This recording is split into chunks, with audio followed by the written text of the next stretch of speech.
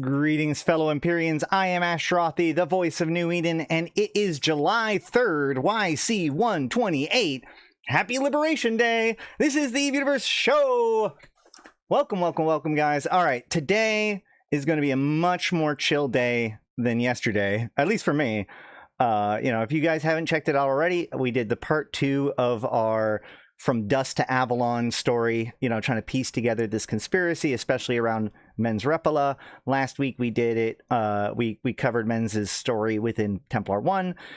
Yesterday we covered the downfall of Tybus Heth. So basically, most of the stuff that was happening from that perspective, especially in basically 2011 to 2014, more or less, within the story. So that was easily, I don't know, 50 plus tabs or whatever that we went over. It was like 3.5 hours of stuff. I've now got to edit it. That's even more fun. The edited version, at least the light pass edit, quote unquote, of the first part is already available to members. That will be available to everyone tomorrow. And then I think this weekend I'm going to begin the process of editing the other one, because my plan is to get all this out around next week. So next week I hope to cover like the final, what we've learned from Vanguard type story. But if you want to go back and watch that stuff, it's the whole story about how things started to fall apart and during the Dust 514 era, and leading, of course, ultimately to Tybus Heth's I guess descent into madness and being removed from power. So that was fun. That will have an edited video out probably sometime next week. Obviously it'll be available for members early, but today again, a little bit more of a chill day. What we have is we have some patch notes and some other news, and I do have 2 of the official YouTube videos that have come out. We've got the Vanguard Uplink podcast, How to Survive Operation Avalon, and we've got the new Nerds Operation Avalon that we're going to go over today. And then in addition to that, we have a couple of minor details. But before we go into anything else, I do want to cover in the news. Hopefully we see this at the very beginning. We might bring it up multiple times depending on how things happen. But I do want to point out, just as a news, Mike Azariah got ganked. For those of you who do not know, Mike Azariah runs the Magic School Bus. He has this bowhead and he travels around. If we look into the fit of this thing, we're going to see that it's all just a bunch of caracals and vexers and omens, just a bunch of standard T1, in this case, cruisers, or there's probably destroyers and stuff like that in here too. No, it looks like he's just doing cruisers right now. But the whole point is that, so Mike travels around between the different newbie zones and hands out free fit ships for new players. It's called the Magic School Bus program. He's been doing it for like a decade now. Super serious, or super solid stuff. Not only that, but also helping people in the rookie chat and just in general being a great guy for the community. So, obviously, doesn't matter how great of a guy you are, eventually somebody's going to do something nasty to you. But this is where we as a community can show that we're better than that. So, Kuhn is a ganker. That's fine. This became a target. That's fine. That's the kind of thing that happens in Zavala. But I would recommend, if we can, if anybody can help out. Mike only asks me, whoever ganked Mike should be banned. No, man, that's part of the whole sandbox. This is part of the whole thing, right? Mike, every day that Mike survives without being a gank is awesome, because that means that people didn't gank him. But that only matters if that choice is available. So of course, every once in a while, that choice will be made. And then it's up to us as a community to make it right. So what I would ask you people to do, he only asks once a year for donations. But if you just simply follow my lead, we're going to do this.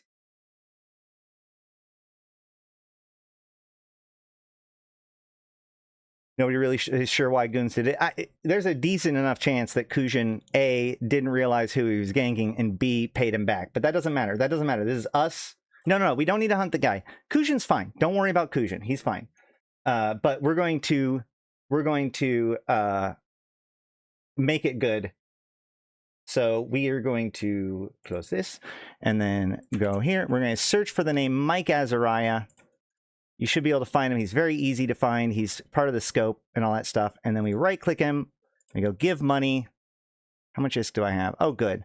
I'm going to give him 500 million ISK. I'm not going to say how much you guys need to give. That's going to be based on you. This is based on just what I have laying around.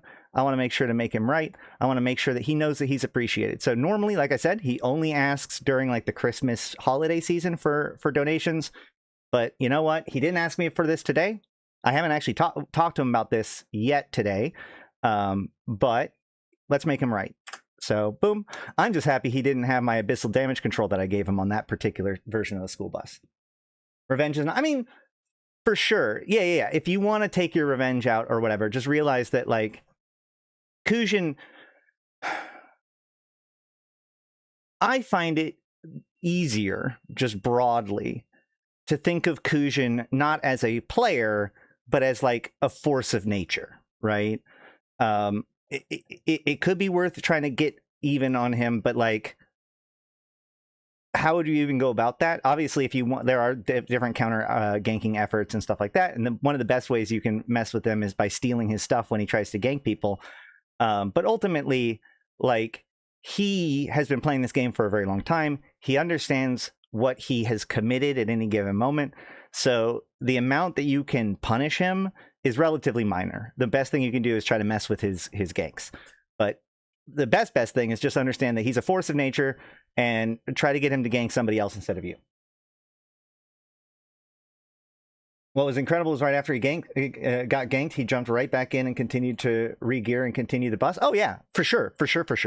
And that's the thing is that, like, yes, he has setbacks because that sort of thing can occur, but also the intense kindness of everybody in this game, the amount of support that he gets to produce this stuff, to do this stuff, means that, you know, hashtag already replaced, right?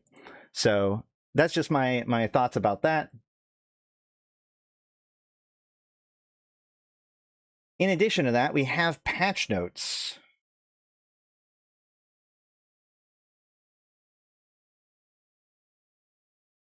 I honestly think that Kuhn probably feels bad about it, to be totally honest, but that's just having no knowledge of the actual situation or having talked to nobody about it. That's my guess. Anywho, all right, so we've got patch notes for today. Now it is Liberation Day, right? So we have celebrate the upcoming Liberation Day, or Liberation. Well, so Liberation Day is usually on the 4th, or is most tightly associated with the 4th of July. I don't remember exactly what the dates are. I just remember Minmatar Liberation Day is tied to the 4th of July, which is of course tomorrow. And so they're getting ready for that. It is actually kind of interesting what they have added for this. So we can jump into HoboLeaks real quick, and we can see, not that one. They've added in the Minmatar expert system. We talked about this during the Gallente holiday, Federation Day, that likely we will get expert systems for each empire added into the game as the different empires' holidays happen. And of course, that has continued now with the Minmatar one. So we now have a Minmatar expert system. We would have to check to see what it gives you, but I mean, I have my guesses, but we can go... If we go to our character sheet, we should be able to... No, it's in skills, isn't it? No. Expert systems. Browse expert systems. Minmatar pilot. So we have basically everything up. Oh, yeah, all the way up to battleship.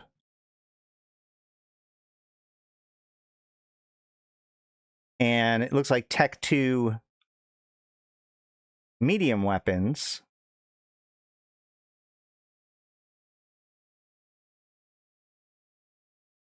And missile, yeah, so missiles and turrets. But no, yeah, large projectile turrets, no Tech 2 large. Basically, it gives you more or less everything you could possibly want as a Minmatar pilot that is alpha compatible, right? So you've got Tech 2 small and medium weapons, all the way up to battleship as far as like normal Tech 1 ships go. so on and so forth. That is a fantastic expert system. I mean, it is pretty cool. It does last for 7 days. How much is it, though? Because the Gallente expert system is 110. So that's roughly, I mean, it's a little bit under, it's 10% more than 1/5, right? And so then there should be a Minmatar expert system now, right? No. Okay, so the Minmatar expert system is likely going to be added to the game as early as tomorrow, as late as next Tuesday, probably. Because I guess they said in preparation for Liberation Day, they're adding it, but it's not fully in the game yet. T2 Heavies is alpha. I think Rapid Heavy launchers are the only alpha clone T2 gun. What? No. Rapid Heavies are the only large weapon system T2 that can be fit by an alpha clone, correct? Right. The only T2 battleship weapon system that you can use is Rapid Heavies. That is correct.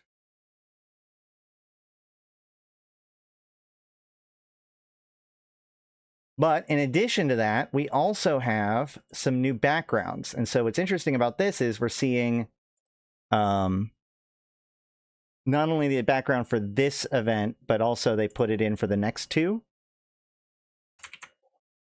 So we have the expert system, but then we also have the Celebration Crate, which contains 10-plex, Flower of Matar Satin Limited, Darkness Forged, Pharos Metallic Limited, Pillars of the Republic Limited, Firework Matar, Liberated Matar Background, Festival Launcher, and Flames of the Rebellion Firework. So just like with the Gallente one, we have this crate that will give you 10-plex, as well as some Skinner materials, as well as the background. So we can see the Liberated Matar background. It still doesn't do previews, right? Even though it, yeah. So it just looks like the Minmatar logo with some, you know, cool effects on it. And then likewise, we also can see where the next two backgrounds are for. So for Amar Foundation Day, we will get this Amar background. And then for Caldari Union Day, we will get this background. And so likely we'll get 10-plex each time, plus those Skinner elements. It seems to be a pretty simple pattern to follow.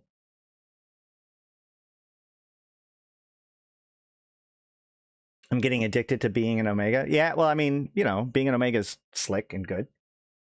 So when is Union Day? Oh, Union Day is the last one. So if I remember correctly, it's like September. It's the one that's like at the end of summer. Because Federation Day is first. That's the one that already happened. Liberation Day is the 4th of July. Amar is, if I remember correctly, somewhere in August. And then I thought Liberation Day was September. Or I mean, a Union Day, rather. The Caldari one is the last one.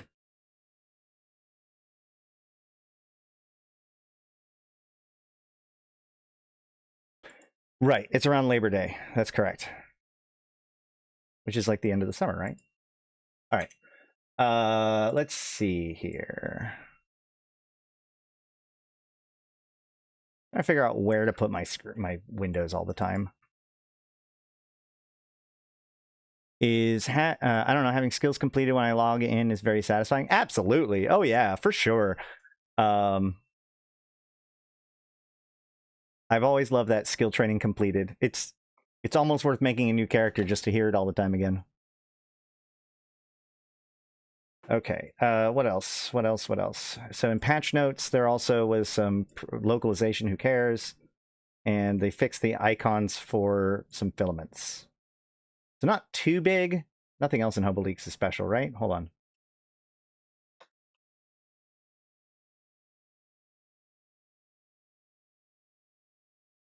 Yeah, this is all the same stuff. And here's the new backgrounds. I guess we could zoom in these things to kind of see them a little bit closer.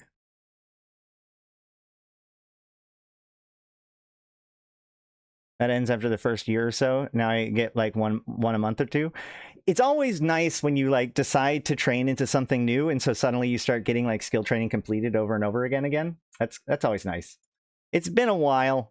But sometimes.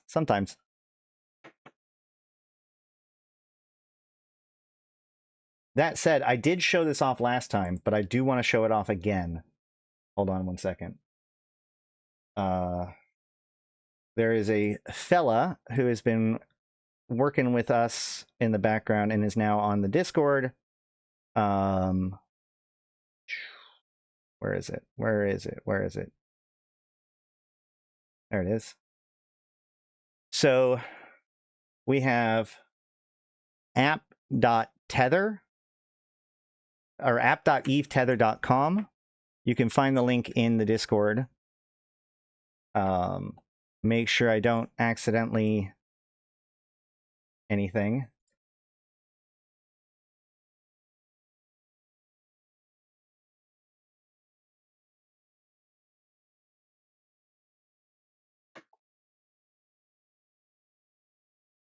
So I have logged in and turned on all my notifications and stuff, and you can see that I can actually check all my skill queue and skills and everything. And it even tells me like how valuable my attribute remap is, which is pretty handy. You can see all your wallet transactions, which might take a little while for me. You've got your assets, which will probably take even longer for me. I did just log in, so it's only now processing all my stuff. You can see all your like combat log. I assume that also needs to be loaded. Then there's also management for things like the market, so you can browse the market and check on your own orders. You can manage your PI, etc., etc. Very, very useful app.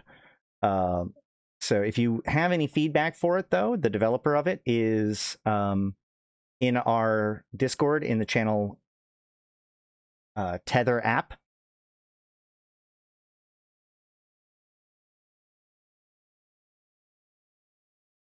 It is Lucius Yavorms. I'm going to have to ask him how to pronounce his name correctly. But I'm going to keep showing it off, though, because he's put a lot of work in it. And he's been very reactive. I get people coming to me all the time with their whatever idea that they've come up with. And I try to give help where I can. Admittedly, I don't always have that much focus to give to extra stuff. But he's been very reactive to both me and our kind of chief operations officer Threns, and so he's gotten it to this point now, so I've been wanting to show it off because it is quite good.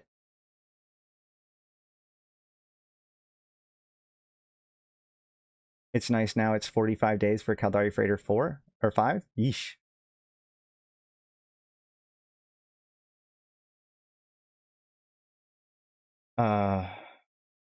What's what? Wait, what? What's happening?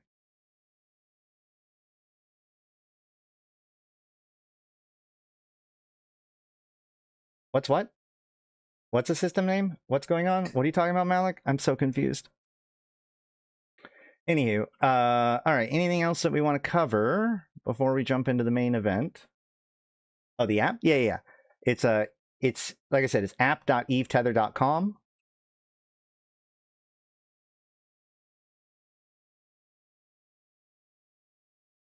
I should post it as like a chatbot prompt. Oh, the guy's last name. Ah, yeah. Well, just because it is used in other places doesn't mean I know how to pronounce it correctly. All right, let's see. Anything else to talk about?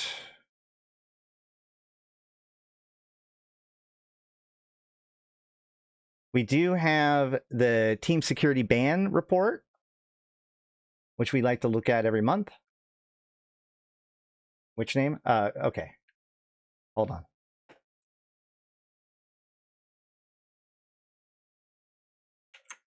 I am linking the name in chat. That's the creator of this application.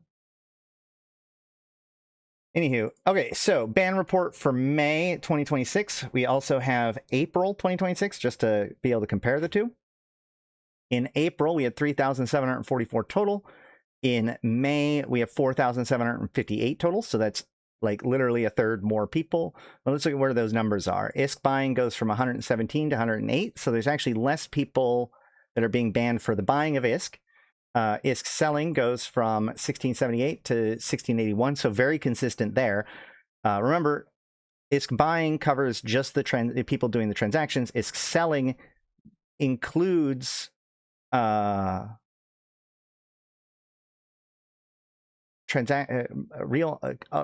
a cover for all real money transactions related offenses, and not just the ones of selling ISK. It can include selling Plex ships and characters.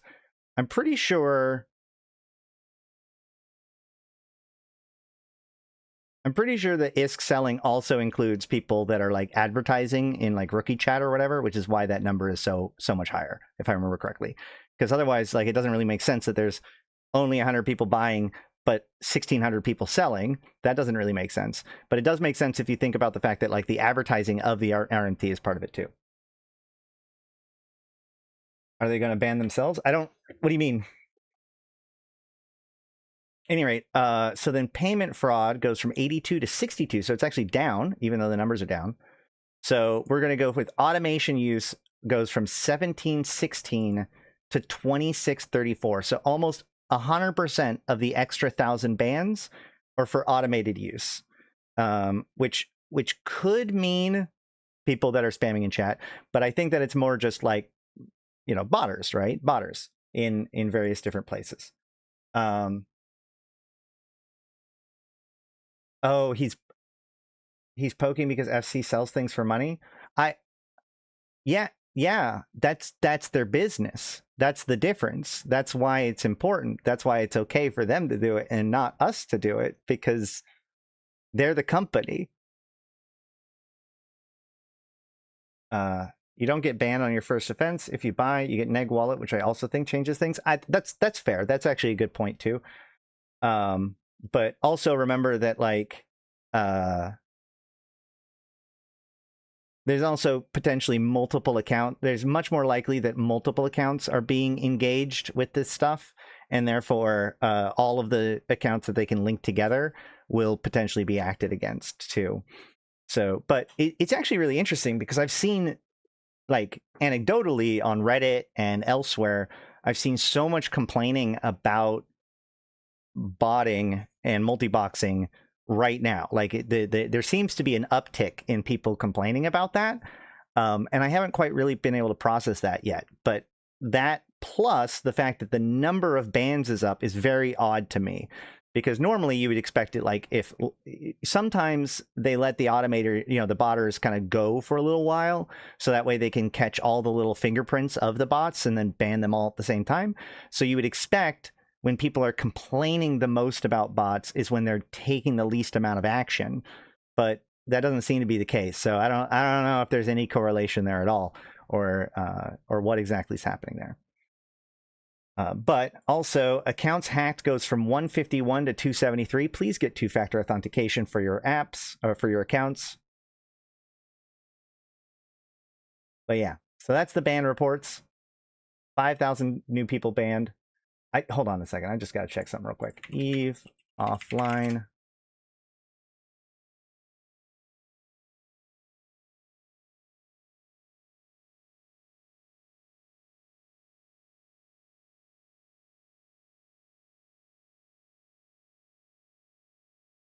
For players, it's all the similar names running around. Yeah, that's true. That's a good point. A lot of people are actually complaining about multi-boxing, not botting, and it doesn't like. Now, obviously, these two complaints kind of go hand in hand. A lot of people will complain about botting when they really are complaining about multi-boxing because they can't comprehend that a player could interact with their accounts that quickly. Yeah, a lot of people assume that multi-boxers are bots. That's fair. That's a good point. Why is this not working?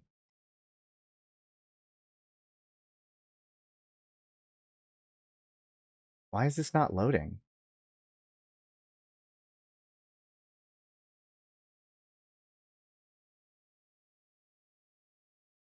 Come on. Come on. No. It's so weird. Wait. Is it? Hold on. No?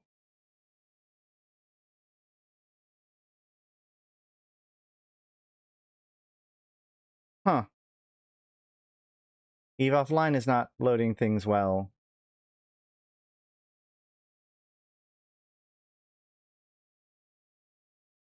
Boo. Well, shoot. I was gonna look into how many new characters are made every day, because I wonder how many days worth of new characters 5,000 bands are. When I was doing my Gallente high-sec hacking earlier, I saw a guy multi-boxing like 7 Aceros for some reason. Oh, that does remind me. Let's go into that a little bit. If we go into the military campaigns for the day, or for the week, or rather, let's go over them all except for Caldari. So with the Amar, we still have the build Dragoons in Amar Bulwark, and build Infiltrators in Amar Bulwark. I should probably head there. Oh, my gateway timed out. What the heck? That's so weird. Anyway, complete advanced combat missions. That's that 3. That's the one that everybody is freaking out about because it takes like 15,000 people to do it. Complete basic faction warfare missions. This one's a good one. We should actually. I was thinking about trying this out today with one of them, but it's only 2 missions. So it's going to be, this is actually a really easy one to knock out, and comes with 3.5 million ISK and 7,500 LP for the Amar. Hack in low sec. This is anywhere anywhere within the Amari and low sec, any of the hacking sites. This is not huge contribution, 50 LP, 6,000 ISK per contribution. So it's a good one to knock out potentially, but not huge rewards. Remote repair in the war zone. This one, actually, this is interesting because it doesn't require, this remote repair in the war zone does not require you to be in faction warfare. You would think it would be because it takes the faction warfare, but the opponent, the pilot that you're repping must be in a Navy issue, Angel Cartel, Grissus, Serpentis, or Blood Raider ship. I assume that they also mean Sancha because they often leave out Sancha. Yep, Nightmare. So you could cheese this pretty easily if you wanted to. And also, like I said, doesn't require joining faction warfare, so it's an easy one to knock out. Not huge rewards for it, but also doesn't take much to do. For the Gallente, we have mining Plage. This is a big one, actually. Today, after this, I plan on putting out my Orca and a fleet for the rest of the day. So if you need to mine your Plage for Gallente, we will be working on that. It is already a third of the way done, but it does require a lot of units mined. It's 1 million units of Plage mined in Gallente high-sec systems. How am I back into Amar?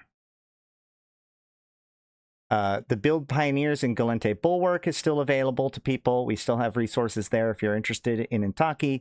Build Hammerheads is almost completed. I need to go do that. Capture and defend Plexes is basically done, so you won't be able to do that. But there's this other capture and defend faction Plexes, which is still available. Now this is the one that's for medium and large faction Plexes. So it's a huge reward. You get 86 million total for doing it, but it does take a long time to get them all done. But this is a big reward. 225,000 LP and 86 million ISK on top of just the large amount of LP that you get for doing the sites. Let's see. And then complete basic combat missions. We still need people to do level 1 and level 2 missions for the Gallente, so that's an easy one to pick up. Hacking Gallente space. This one's going to be done super fast. Like, this one's going to be done by the end of the day, because it can be done anywhere in Gallente space, which also means you can go to...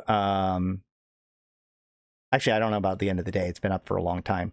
But just a reminder, with these hacking in space, if you're able to hack anything and you're able to hack it in high-sec, you can go to that Empire's rookie systems and scan down the hacking sites there and hack them to get quick credit if you just need to get that done. Mining Nice in low-sec. Hacking in the Gallente Bulwark. This does take a lot of sites, so That's going to be a lot harder to complete. For the Minmatar, we have, looks like we still need people to build Valkyries in the Bulwark. You can defend plexes. This is any size plexes. You need to do 16 of them, and you get 5.5 million ISK, so it's not a huge reward, but again, it's a task that you can knock out. You can do the complete faction warfare missions for the Minmatar as well. And that's 700 million ISK total for the 2 missions, on top of just the normal rewards for doing the missions. Hack in the Minmatar Bulwark. Again, you know, there's the special hacking sites there. With only 4 on the target, that means you and a partner can go hack those sites together. They do basically require combat hacking ships, so I do recommend the Navy hacking frigates. Maybe we should show those off at some point.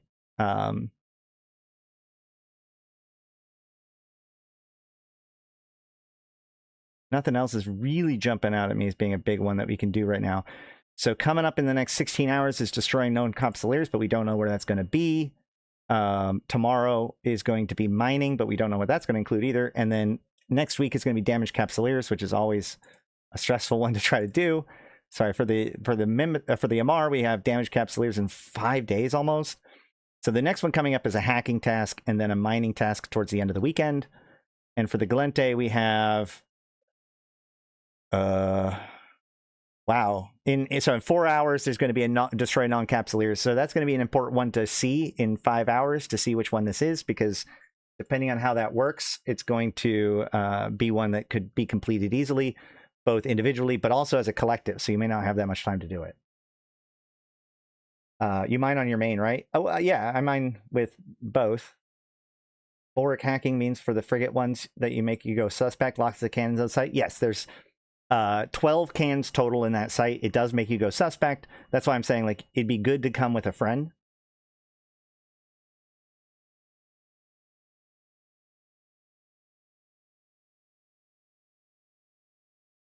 Need to train my mining then?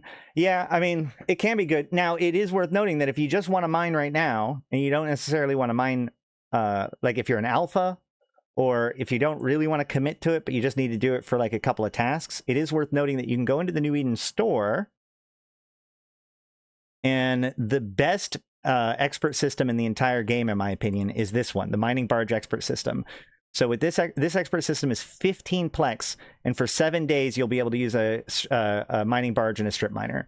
So with 15 plex being what, like 50 million ISK? No, hold on. Is that right? Yeah, it's like 50 million ISK, right? Hold on.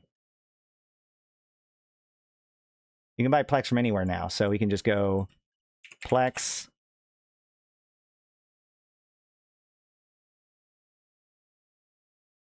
If I wanted to buy 15 of them right now, oh, 70 million ISK. Okay, whatever. So for 70 million ISK, you can mine with a mining barge for a week. Is there only 9 cans? I thought there was 3 pockets. Oh yeah, you're right. You're right. Was there 3 I thought, okay, whatever. There's 9 cans then. So 2 people can get all of the cans they need. I thought there was 3, but I know there's 3 like clusters of cans. I guess it's like, what, 3, 3, and 3? Yeah, okay, that makes more sense. Oh yeah, you can use the plex from the Galente crate to do that. That's true. Sometimes you can buy them for Jita for less. Which ones? The expert systems or plex? Yeah, 3 pockets of 3. That's true.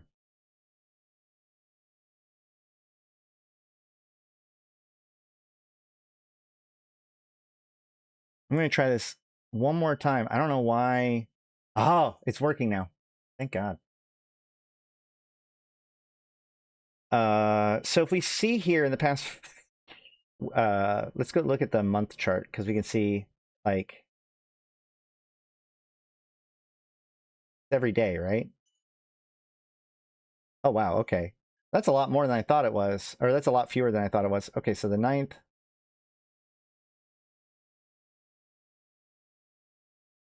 Hold on. Yeah. So on this spike on the 9th, it does show like basically we're getting about, on the best days, we get about 5,000 new players a day. So that means that like I said, like it's that ban represents like 1 full day, maybe 2. We'll call it 2 full days of probably 2 days of new characters being brought in.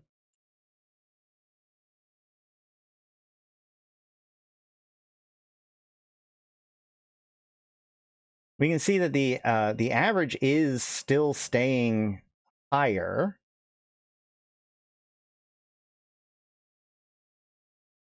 I don't know, man. It seems like everything's pretty steady there.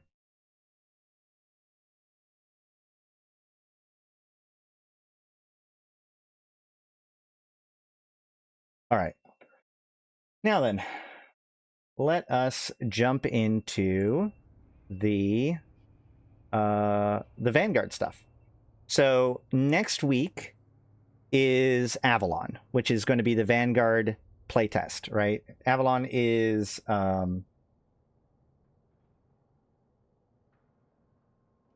where is it?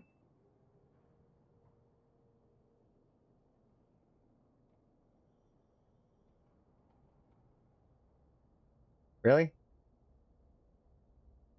Really? Hold on. What? Hold on. Wasn't there? I thought there... Okay. There it is. Whatever. I don't care. Oh, I guess it was just part of the Cradle of War expansion. It launches in June announcement. Whatever. Fine. Scrolling down. We have Avalon, which is the next Vanguard playtest. It's going to be from July 7th to the 20th. We do have all of that stuff that's on HoboLeaks. So we can go check out HoboLeaks real quick, and we can see... Oops, not that one. That there is... So basically, there's going to be a new event where there's these Aegis Squalls. We're going to have to hunt down the Squalls in order to get to the Nemesis research outposts and potentially get the escalations and whatnot for on behalf of the Vanguard themselves. So we're going to have to learn a lot more about that when we get there. Obviously, when we get the more details, I'll be making a guide about it. But there is an EVE event happening as well as the Vanguard thing, or, you know, the Vanguard playtest that's going on during that time. Okay? So with all that said, pretty sure it's the 7th. Did I say something different? Because, yeah, it's the 7th. It's the 7th through the 20th. Oh, shoot. I'm sorry. There is one more piece of news. There's one more piece of news. So we've been getting these new skins for Empires in like packs and stuff, and some of them have been for free. And what's interesting is that now CCP, or FC rather, is now releasing, I don't know if it's all of them, but now the skins that were part of packs and other stuff like that, as we you know, throughout the last several you know, weeks, or basically ever since Warzone or so, or like the Capsuleer Day event, these skins have been kind of coming out over time, and now they are available in the Nest store. So we have the Starkmere Strategist for the Bifrost Wolf Vagabond Maelstrom Tornado, the Glente President for Magus Ishkar Hyperion Deimos Talos Hecate, the Kaldari have it for the Cerberus Rook Stork Harpy Jackdaw Naga, and the Amar have it for the Zealot Abaddon Pontifex Vengeance Oracle. It does say that like these are made by Timbre and have special dynamic effects that responds to repairs, deceleration, and raw distance traveled. We played a little bit around with some of these, but like I had one, I think it was the Wolf. I think I had the Wolf one. Either way, I had one of these and it didn't do anything fancy, and then Malak had one and it did do fancy stuff. I'm not 100% sure how these things break down, but the other thing that's worth noting is that not all of these skins were created equal, right? Because some of these were part of bigger packs, which, by the way, I feel so vindicated in like the ideas of like, there are some of these packs that have been coming out, especially the packs with like a lower price point, like a $90 price point or whatever, that comes with some extra skins, as opposed to like a discount on Plex that comes with skins. Like those things are always so poor of a deal. But it's interesting that they've been giving these skins out as a reward for all these other packs and sales and stuff. And now you can just pick them up for Plex. And I don't think a lot of people thought that that was going to happen when they made the purchases. So this is going to make those, all of those deals, all of those things that people got them from, a lot less valuable now. However, what's interesting about this is that some of these were given away for free, right? In fact, let me check real quick.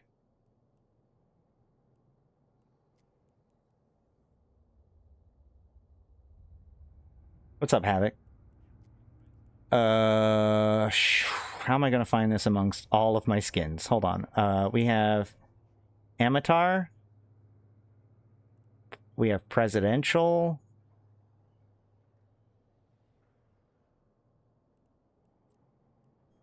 Oh, I got the Pride of the Federation, not the Presidential one. Okay. What was the Caldari one? State Regulator. That's the one that's really interesting because it has the syndicate thing on the side.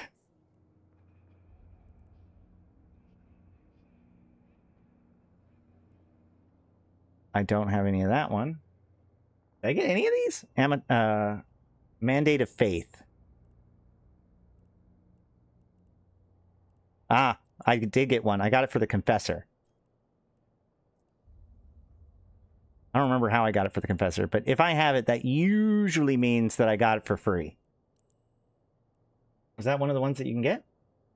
It is not one of the ones that you can get. Okay, hold on.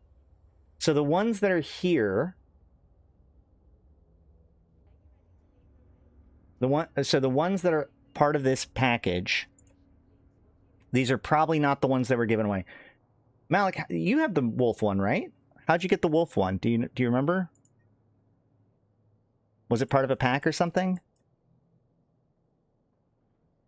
I really need to get my hands on each of these skins at some point, at least one copy of them, so that way we can look at what kind of effects they have.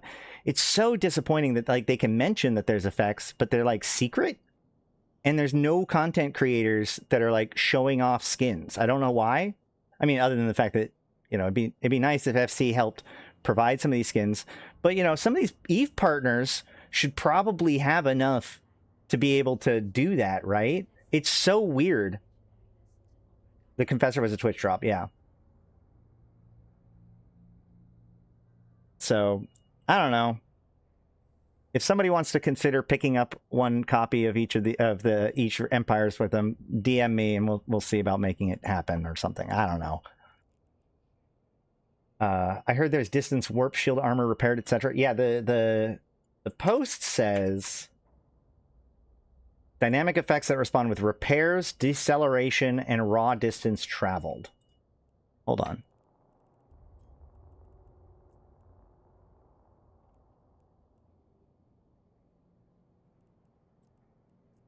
I'll start heading to Dodixie, and we can check out the Confessor at least. Okay. Let's see. Anything else? No. All right. So we're going to jump in on the Vanguard Uplink podcast first, because it's shorter and because it came out first. So we're going to do that, and then we're going to do the Nerds episode. Must be something like after a 10,000 AU, you get the effect because I can't see shit while warping. Well, it says deceleration and total distance traveled. So that's going to be interesting to check out. It's just, it bothers me that like this is such a community-oriented game, and when you go on Reddit or on the forums or everything, everybody's just arguing about the same stupid shit all the time. Nobody's showing off the skins. Nobody's talking, like, there's no, like, community building, like, trying to break down and understand the different offers and different stuff. That's why I like to cover these sales, is that I feel like it's important for people to, like, for us to think about these things kind of intelligently. Either way. Not a fan of them showing the lasers on the Nestor for the Avalon. Makes it look like it's purple on the skin. I mean, a little bit, yeah. That's true. But you can always you can preview skins. It's got to be the Lady of the Lake. We're getting our Excalibur for Operation Avalon in the Arthurian series. Maybe. I know. Well, I'm just traveling back to Dodixie right now, so nothing too fancy at the moment. Yeah, most people play totally zoomed out, so they don't care, sadly. I mean, sure, but there's got to be somebody, right? Like, it's crazy to me. You would expect, just from a content creator point of view, that there would be a content creator showing off how cool, or, you know, the different effects of the skin. I would actually expect CCP or FC to do that in, like, a Pulse video or something. I think there even was a Pulse video where they did show these skins, but they don't show off the effects. It's just... I can respect the fact that FC likes the idea that we discover things. But then that means that we're not actually working together to discover things. That's the thing. Like, I'm not even really mad at FC, because ultimately, I think it's kind of cool that they leave it to us to do it, but then we're not doing it. And again, I'm one of those, I mean, I'm a content creator too, but I'm not an Eve partner. So I would literally have to, like, buy the skins with my own wallet, which, I mean, maybe, or, you know, somehow get the skins somehow and then show them off, which I would be willing to do if people are really interested in it, if that would be really valuable to people. It just seems so insane to me that we don't have more content creators showing this kind of stuff off. I don't like that approach when it comes to things being sold for money. I mean, I can totally agree in general that, like, you should be able to get a full idea of what you're buying. But that said, I think it's okay for it to be, like, extra stuff that's like a surprise, right? If the thing that you buy ends up being cooler than you thought, then that's okay, in my opinion. The problem is that if, like, some of these effects aren't equal across the board, like, they have had some skins and stuff where, like, the cheaper version of it doesn't have all of the same effects. And so you may think that you are going to get something that you don't. And that is definitely a problem.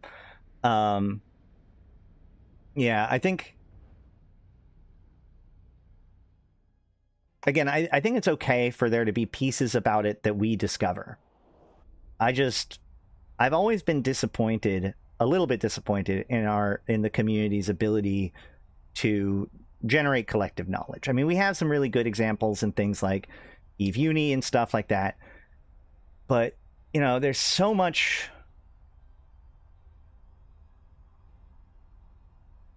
I don't know. Maybe I'm just disappointed in a lot of other content creators. Especially partners. It's like, come on, man, you've got access to stuff. It's a requirement on other games to show off new character costumes. Look, I'm not saying that it, like, I would definitely be on team, sure, show them off, like I said, show them off on a Pulse video or something like that. I kind of respect the fact that FC leaves a hole open for content creators to cover it, but then no content creator covers it, and that's disappointing.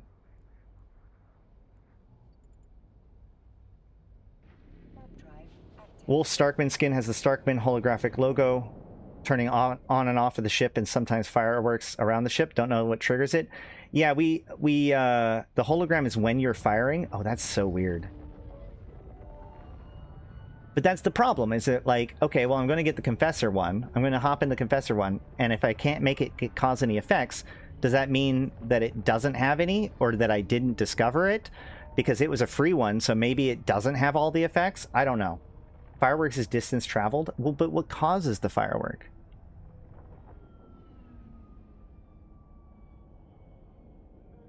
I think it's part of it is a reservation of how much ISK dollars you'd have to spend to do that sort of content. It's kind of a huge bar to entry with that sort of thing. My point is that content creators, people that are in the EVE partner program, get certain resources available to them.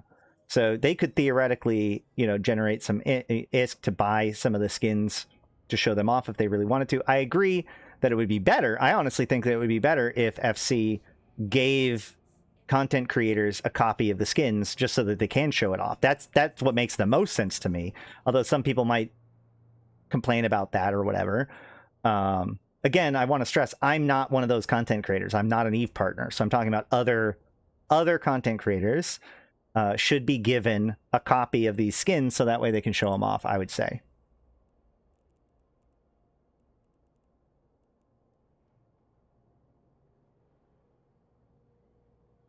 They're trying to inspire OG players to engage in the Skinner ISK sync. Well, who? Wait, who? Who's trying to do that? Are you talking about content creators? Or are you talking about FC? Because obviously them releasing skins with special features on it doesn't encourage you to do Skinner. And it's tied to only a specific ship, or will you unlock it for all ships of that type with that skin forever once you unlock it? You get it for all you can use it whenever you want in that particular ship. Not other copies of the same ship, not the Navy version of that ship. Each hull is its own hull. You get that skin for that hull. There are some skins that are multiple hulls, but they're usually something like an AT ship skin, or like with the Project Discovery skin that they gave out a little bit ago. But basically, it's safe to just know that like each skin works on one and only one ship.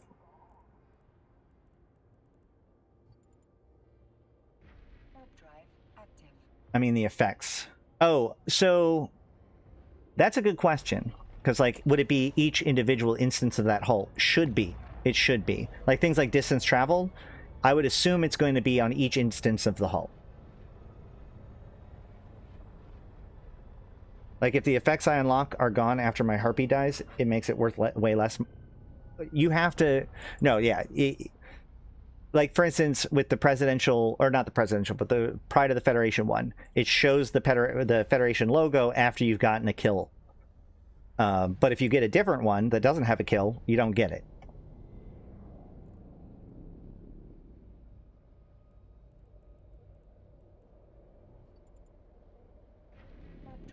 Yeah, the kill mark stuff is hull specific. I assume that the fireworks are going to probably be as well. Because things like distance traveled will probably be tied to the individual hull, not the ship type.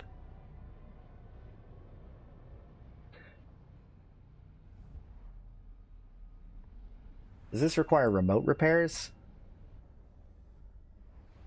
I'm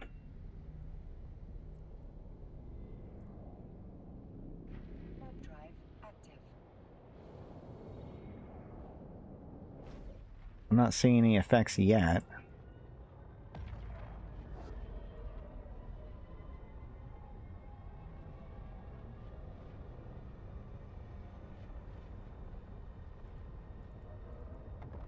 Let's clean this ship up a bit. Well, it's a lot brighter, at least.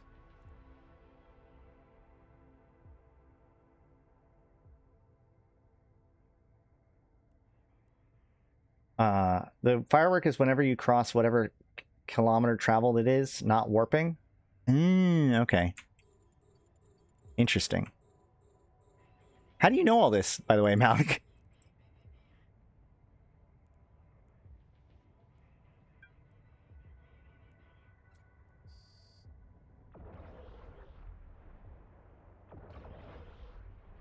Oh, is that that Amar logo's glowing? Is that a thing?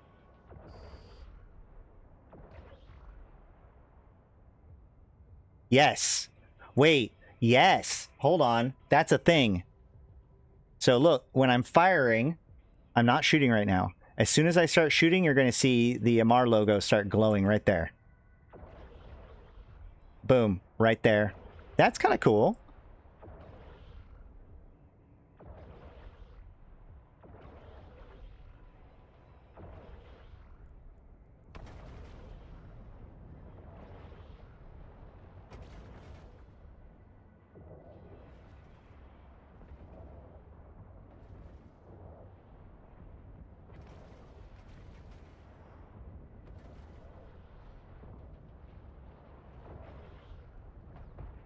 All right. Can we get some fireworks going? Now that I know that I get good effects on this ship, I gotta turn around. Now that's a glowing lava lamp logo in space? I mean, a little bit, yeah. Oh, you've been testing with your wolf? Got it.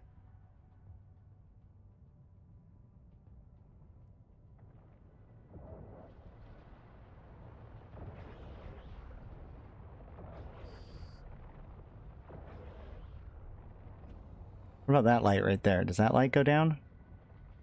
No, it's just the MR logo. That's cool.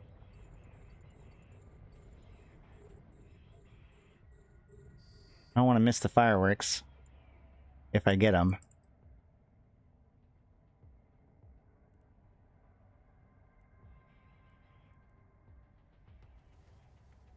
I guess I don't need my armor upper on.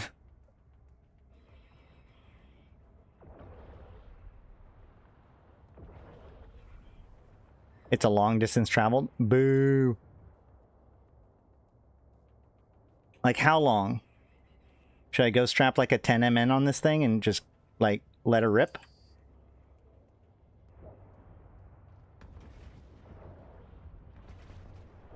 I also need repair. I need to be able to repair this thing. I need to be able to take enough damage to be repaired. Like I was plexing for 30 minutes before I saw it?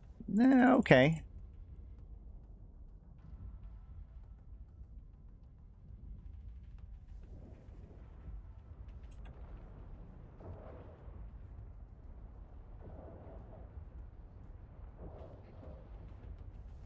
We're gonna see how fast we can make a confessor go once this site is over.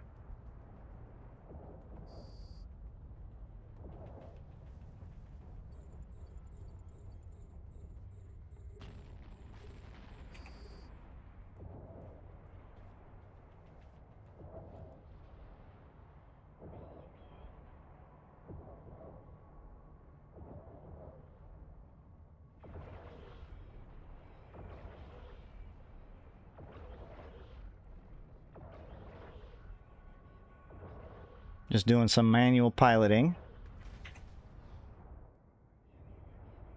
This is God, I just love flying around in this game, man. Oh, why is my tab is on the wrong tab again? I hate that.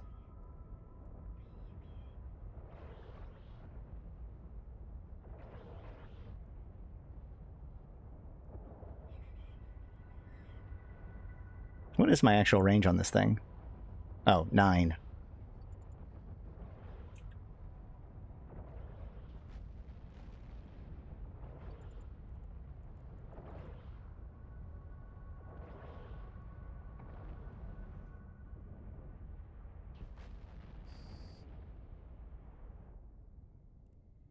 All right.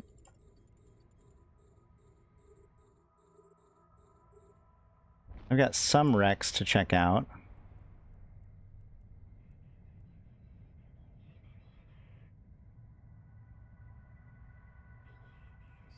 How obvious is the fireworks? Am I going to miss it if I am not paying close attention? That's my question.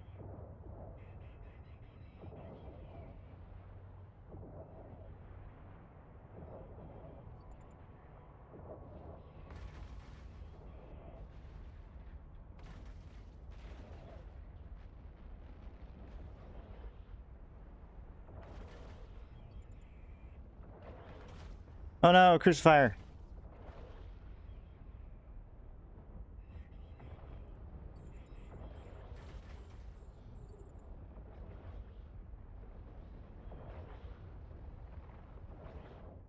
You should only miss it if I'm zoomed out? Okay. So if I'm zoomed in, it's going to be obvious. My concern was that it was going to like launch it behind me and so I don't even see it.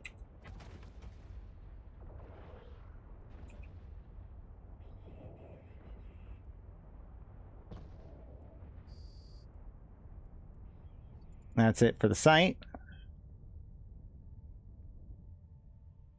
Pick through a couple of these wrecks just real quick, just to see if there's anything worth doing.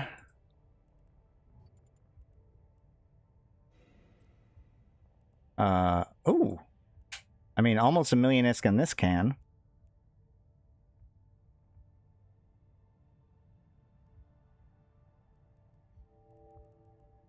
I guess I'll check out a couple others.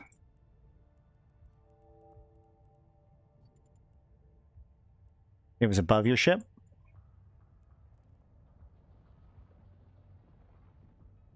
The real thing is it doesn't have an audio queue. Okay, that's less than... That's 200,000, so that's nothing.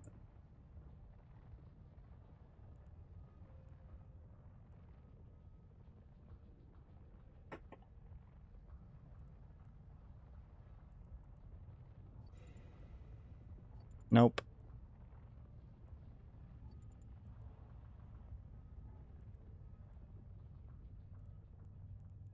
Let's go with prop mode.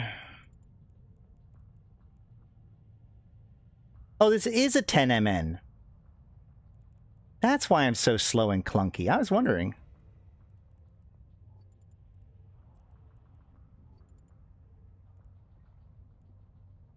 So this goes 2K per second. I bet you I could fit a 50 MN on it, though.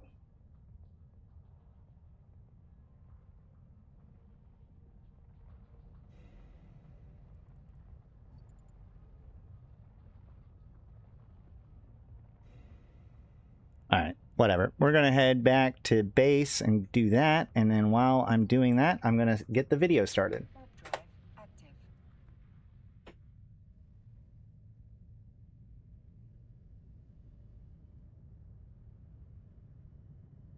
How do I want to do this? Yeah, this is fine. Well, how do I want to do this?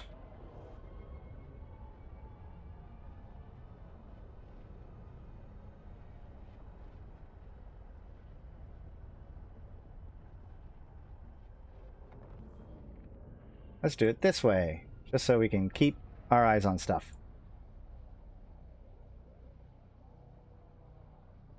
Alright.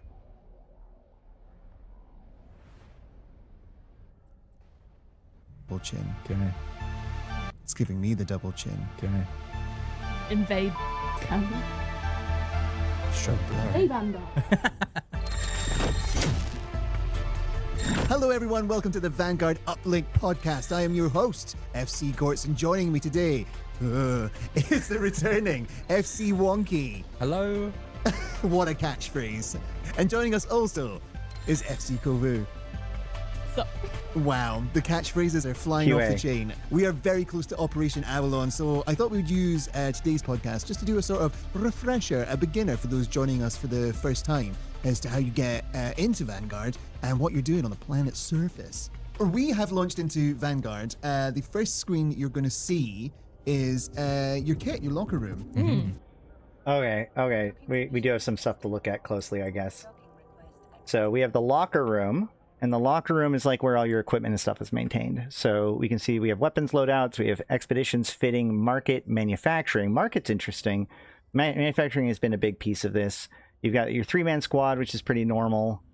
No active expedition is interesting.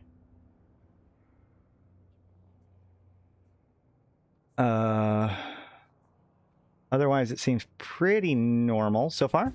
So should new players be chucking anything in there? How do they get through that? What we going down to the planet with? When you start off, you get a gun. I believe you get a little bit of money, and then I think you get a couple stacks of ammo. So when you deploy down, you'll have a very limited kit. But the goal is basically just to kind of upgrade your stuff however you see fit. So that can be through mining, that can be through looting, that can be through completing activities, that can be through killing other players as well with completed other activities. We just want you to start getting better gear in order to kind of do harder stuff in the game. resources matter. Killer catchphrase. The Kovu catchphrase. Kovu catchphrase here on the Vanguard Uplink podcast. That is the kitting up screen, your first kitting up screen. Mm-hmm. I also saw there's expeditions on there for the uninitiated. Can you tell us what expeditions are? Expeditions that's are a good your one. way to explore the narrative of Vanguard, whether it's through Project Avalon expeditions or various expeditions from other empires. They provide you the opportunity to collect resources, make some money, and learn a little bit about the surface of the planet you're on. Okay, so there's going to be Avalon projects, which are going to be tied directly into the Avalon lore, but then there's also going to be projects for the different empires. That's interesting. Did they show a picture of that? Hold on. Yeah, so this one's called, for the Deathless Circle, we have Beneath the Garden. Find out what's going on with on the command block. The command block sure is suspicious. Go find out what they're doing there. This was the same as last time. They did this last time. where there's like a series of missions that you have to do. So then you're deploying with your buddies, but you need to do your tasks. So this is very similar to last time. Are. Expeditions are your way to explore the narrative of Vanguard, whether it's through Project Avalon expeditions or various expeditions from other empires. They provide you the opportunity to collect resources, make some money, and learn a little bit about the surface of the planet you're on. Okay, so you are not tied to the big Eve empires. You can work for whomever. Anybody you want. These Vanguards. You are a Vanguard. You are a loose cannon in this universe. You know what? You really are. I think it's Vanguard or the four empires. I don't know if you can repeat the expeditions, so we might need to double check that. But Okay. I think there's four Avalon expeditions, and then there are 4 expeditions with various empires. I believe Avalon is no, other ones are yes. Okay. Yeah. But you're not forced into those expeditions. No, They are. it's a choice. It's a choice. So there is loot to be got for all of them by doing these tasks. Yeah. All right, so we are going down to the surface. What's the very first thing you should do? Loot. Oh, it depends on what you like, really. Okay. I think if you enjoy PvP, then I would say honestly just run towards wherever you hear gunshots. There is there's a big variety of activities that you can choose from, all across the various POIs. So this is a very different map, first of all. So this is our first like look at this map. That's of interest. And yeah, you can loot, you can mine, you can complete these activities, you can sabotage other players however you see fit. That one's good fun. That is good fun. Yeah, there's a lot to do. So you say run towards gunfire, but it is quite a noisy planet, I have discovered. Yes. There's drop pods coming down. There's all sorts of enemies coming at you. Drones. It's very Planes noisy. flying Planes. overhead, Yeah. Yeah. Bombardments, big bombardments. Big bombardments. Yeah. Huge. The aim for most sessions is get down there, loot, make a bit of a nuisance of yourself to these empires, these opposing Mordu's Legion, and then get out of there. Yep. So how does one prep to get out of there? Well, you want to head off one of the extraction points scattered around the map. They have timers on them. So this is a big one. So in the previous versions, you made your own extraction pod or your extraction beacon, and then you dropped it down. But with this new one, like the sites are static, including the extraction points. So you used to have to go to static points in order to like bank things, but now you also need to go to extraction points when you're trying to get out. Which also means like the extraction points are only open for periods of time, so that becomes kind of a potential point of tension. So when you arrive, there will be 5 open on a new map, fresh session. And as you progress and as time goes down, each one will be hit by a bombardment, making it harder and harder to extract until there's only one left in the Okay. It's fight for your life. So it's not one at a time, it's all 5 of them are up, and then one at a time they get taken down by those bombardments. To get out, if you can. If you can. And if you can't, it's game over. I swear. Yes, Yeah. we're going to bleep it. Yeah. So get in, make a mess, loot or mine, acquiring. I've got 2,500 hours in Tarkov. I've been playing Eve for a couple months. It's Destiny. I mean, it's very much based a lot on Destiny, although they are kind of growing it away from the traditional idea of the looter extraction shooter. But I mean, it very much is. The Avalon, this playtest is very much about that new site, like the new site and the flow of like a match. Previously, there's been 2 different maps that have a normal and alternative version, and there is like a story behind them, but they were like very static to when they were, like the Bowhead ambush that leads to Carrion, and then the Equinox structure that gets attacked allegedly that led to Solstice. But like this is the idea of like this is as they've suggested, this is like the first time that the sites are going to be closer to what they will be in like a final state. So, you know, there's a facility that's being run by Upwell. Something has happened there, and now the Vanguard are showing up in order to raid the place. And after a period of time, then Edencom shows up to help give them backup, and that is kind of the end of that zone, right? Will this game last any longer than CCP's Spark game? I would argue that it already has lasted longer than CCP's Spark game. Currency, probably run across some other players as well. You can be nice, you can work together, sure. Yeah. There's the opportunity for collaboration and communication, and there's also the opportunity to shoot them and kill them. Be a bastard. Be a bastard. That seems to happen a lot. I'm a little behind, but I can confirm that I've seen the uncommanded overview tab switching bug. Yeah, I don't know why my tab keeps changing. it's making me very frustrated because like the tab it switches to doesn't have combat ships on it. So I'm probably just gonna have to change that tab. It's very dangerous. All right, I'm gonna make this smaller now a little bit. We might make it bigger again, but I'm going to just sit here. I have my micro warp drive, which makes me go 7,000 meters per second, and we're just gonna go and see what happens.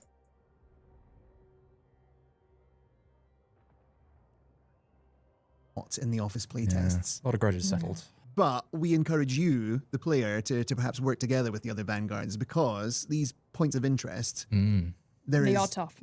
They are very tough. And if you collaborate, there's a higher chance of making it through and getting to that good loot. I have heard that there's a lot of focus on like boss battles, you know, tougher PvE challenges to undergo. There were like boss rogue drones or boss drones in the previous versions, which I thought was pretty fun. I like that they're expanding on that idea. Money on. I also want to just stress that this is so early. So if I'm sounding like this is like, oh, I can't believe you're so excited about such a small thing. Early days yet. I'm excited to see its development. Oh no, I don't have enough cap for this. Oh gosh darn it, man. A lot of money available. Yeah. So let's say I somehow have successfully extracted. We are now back in the war barge. What am I doing with this loot that I have taken from the planet's surface? You are using it to craft or sell. So you can craft chipsets, you can craft weapons that you can then equip for your next session, or you can sell it in order to just buy raw resources. So we let you, you can either buy like a gun, just flat out, or you can buy the blueprint for that gun so you can manufacture it from then on out. And given how often you may not successfully extract and lose all your stuff, it's worth buying a blueprint. And so what's the ultimate aim of Operation Avalon then? Is there a certain point of interest that you're going after, or what are we down on this planet for? For Avalon, it would probably be to encounter the Nemesis storyline, basically. That is going to be like the seed we're kind of sowing now is what the Nemesis are and how they interact with the Vanguard. So if you want to check that out, you have to go to What the Nemesis are. Okay, so that's an interesting question. So because this is like a piece of everything that we've sort of seen, the Nemesis project... Oh man, hold on. I didn't want to, like... We still need to do more lore stuff. But didn't they talk about... Did they talk about Nemesis?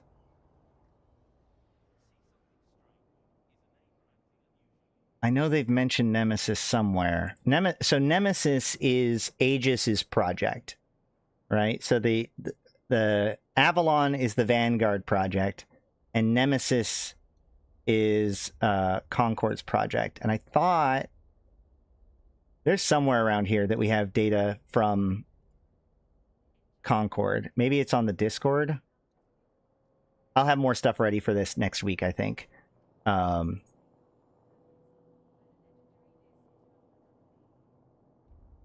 just realized I'm not even showing it. But yeah, the point is that like in the previous playtest, which was the Nemesis playtest, that was like the establishment of Avalon, but it also created Project Nemesis, which was Edencom/Aegis's attempts to figure out what's going on and create a counter to the Vanguard. There's a lot of weird little lines here and there. Again, I plan on pulling all this stuff together over the weekend, so that way we can dig into this stuff next week potentially. But I like the idea that, or what I got out of this is that the Nemesis is a who? Oh, never mind. There you can't see what I'm looking at. I'm so dumb.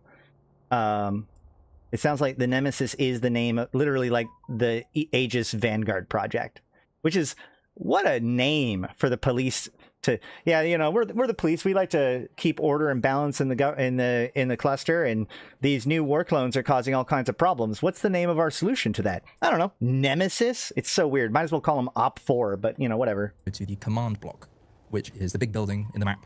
You can't miss it. You cannot miss it. It is the biggest building you've ever seen in your life. Wow. Huge. Wow. Terrifyingly large. And inside lies the terrifying Nemesis. Yeah. Oh, inside lies the Nemesis. No, keep that. That was great. I think we did that much better. That was very dramatic. So if we go into here, we can see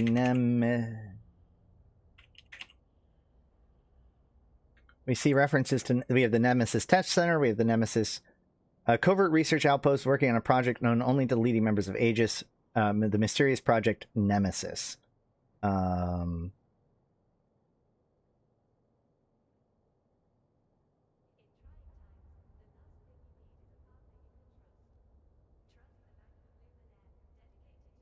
From inside this center, Aegis researchers administer tests to aid in the development of their mysterious project Nemesis.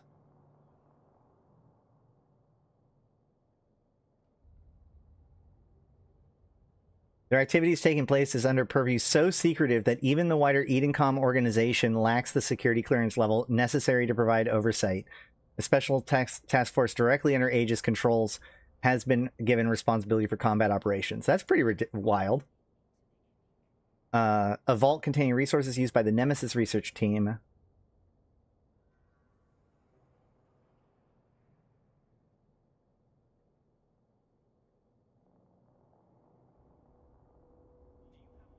Oh, I keep on going back and forth because it's readjusting where the buttons are. Derp. Yeah,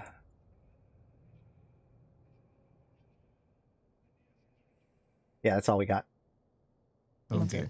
And so, yeah, we're gonna investigate that, but going to the command block on your very first drop into the planet, probably not going to end well. No. Oh, don't do that. It is a tough nut.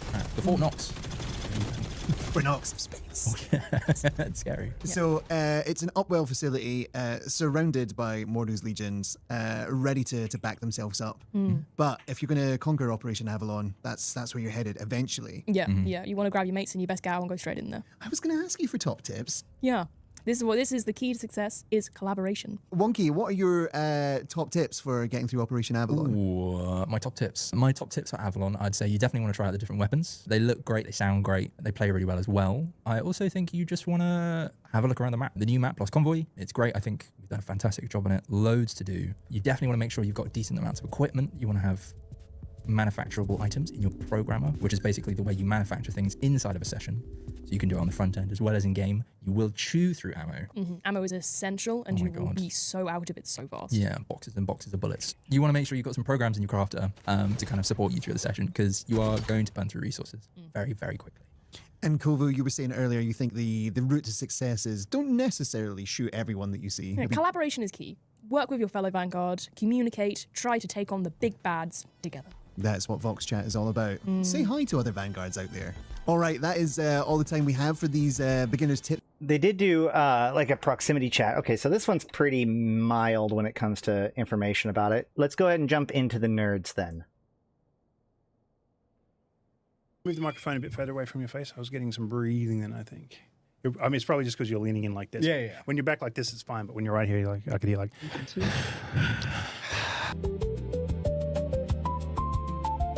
So what's that condition? Misophilia? Oh no, misophilia makes it sound like a fetish. It's miso something, misophobia. I don't know. It's if you hear like just organic body noises from people smacking lips, rumbling stomachs and stuff like that, it freaks them out. Are you afflicted? I can't be in the same room as my family eating. It drives me crazy. I just want to take a house brick to them. Yeah. Wow. That should be the cold open. Hi everyone, and welcome to the New Eden Review Dev Show. We haven't seen you for a couple of weeks. We took the last one off because it so happened that the Wednesday we normally record on fell on a national holiday here in Iceland. So it's now been effectively a month since the last time we got a chance to talk to you about things in EVE Online, and we're about to do that now. But we're not going to confine ourselves to EVE Online because we have a special guest. This head on a screen joining us from the distant land of England. Hello. Yes. This is FC Gortz. He's the community developer for EVE Vanguard, our upcoming science fiction FPS. And the reason we've got him on the show is because a very exciting milestone is coming up for EVE Vanguard, and that is Operation Avalon, which starts next week. Oh boy! So FC Gortz, thanks for talking to us. Now, you're on this screen and you're on this screen. So some of us are going to be looking here and some of us are going to be looking there. If you're watching at home, this is probably going to be a bit weird, but trust me, it's working. So don't turn it into a drinking game, please. No, don't. We need you to just stay safe. Yeah, above all. But anyway, yeah, how's it going? Ahoy from London, as we English people say. It is full on is how it's going. I joined FC just as the Vanguard team were doing Operation Nemesis. That was nearly 10 months ago. So I've been working with the community since then, and we are days away from dropping Operation Avalon, and everything is happening. It is a full on week for me. Has it not even been a year for you yet? It feels that way. I mean, yeah, it's like, don't take this the wrong way, but I feel like you've been around for a lot longer than that already. No, just straight in the trenches. I have been to, for example, like the EVE London meetups, meeting the community. I bowed out of FanFest this year just because there is so much stuff to be doing here in London to get the game ready. And it's almost time. This alpha is almost upon us. Exciting stuff. And you guys, I've been away for 2 weeks, unfortunately, so I've been missing a lot of the fun. But I heard So I actually turned off my in-game rendering while I was doing some setup stuff because my computer is not.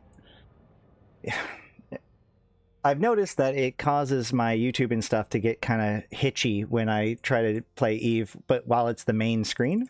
So I had to switch things around really quick, but now I'm going to set it up. I have a cap stable Confessor build with a 50 MN, so we're going to start going, and then we will continue with the video. there was a live to feat as well. Yes. Yep. Complete with feat checks throughout. Yes. It was Throughout feat. fantastic. Yes, it was FC Zealous, FC Rollins, and FC Paragon Yes. making his return to the Live 2X brand for the first time in a long time. So I was Nice. really cool to have him on board. And yeah, it was just a couple of hours running around during the VIP playtest. But the VIP playtest is in the past, and the next thing that's coming is the public playtest, Operation Avalon. Do you want us to tell you? Do you want to tell us a little bit about that, FC Gortz? Yeah, I'm no, not, absolutely. not sure about I the was feet just stuff. thinking of those feat checks that happened during the stream. They live on as infamy. I've literally just been okaying a bunch of social assets. It gives the highlight of that stream. And the feat check is the one that I've had to go right to the top and say, do we want this to represent our new shooting game? Yeah. Nope. Yeah, sure, No. sure, why not? It's going to catch Nah. a new niche of player good. that we don't have already. Hey, you're all welcome. You're all welcome. Yeah, Operation Avalon drops the 7th of July, so very soon. It's going to run up till the 20th. If you have not played Vanguard before, what you need to do is go to the eVanguard Steam page, request access, and then you'll be into it, and you'll be away, and we are preparing all sorts of social assets to guide new faces into it. But this is what we call an alpha. I think that you can just get it from the launcher if you still have it through the Eve launcher, but yes, you can go pre-set it up. This is going to be through Steam, which is a pretty big piece of this. It's going to be interesting to see how that works.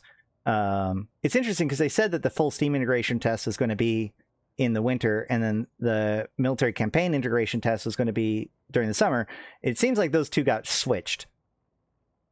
So this is not necessarily the full game, but this is where the director, FC Collins, this is where the game is pretty much where he wants it to be. It's got the look and the feel of what it will be on release. So we want people to come in, experience it, and give feedback as to what they like, what they don't like.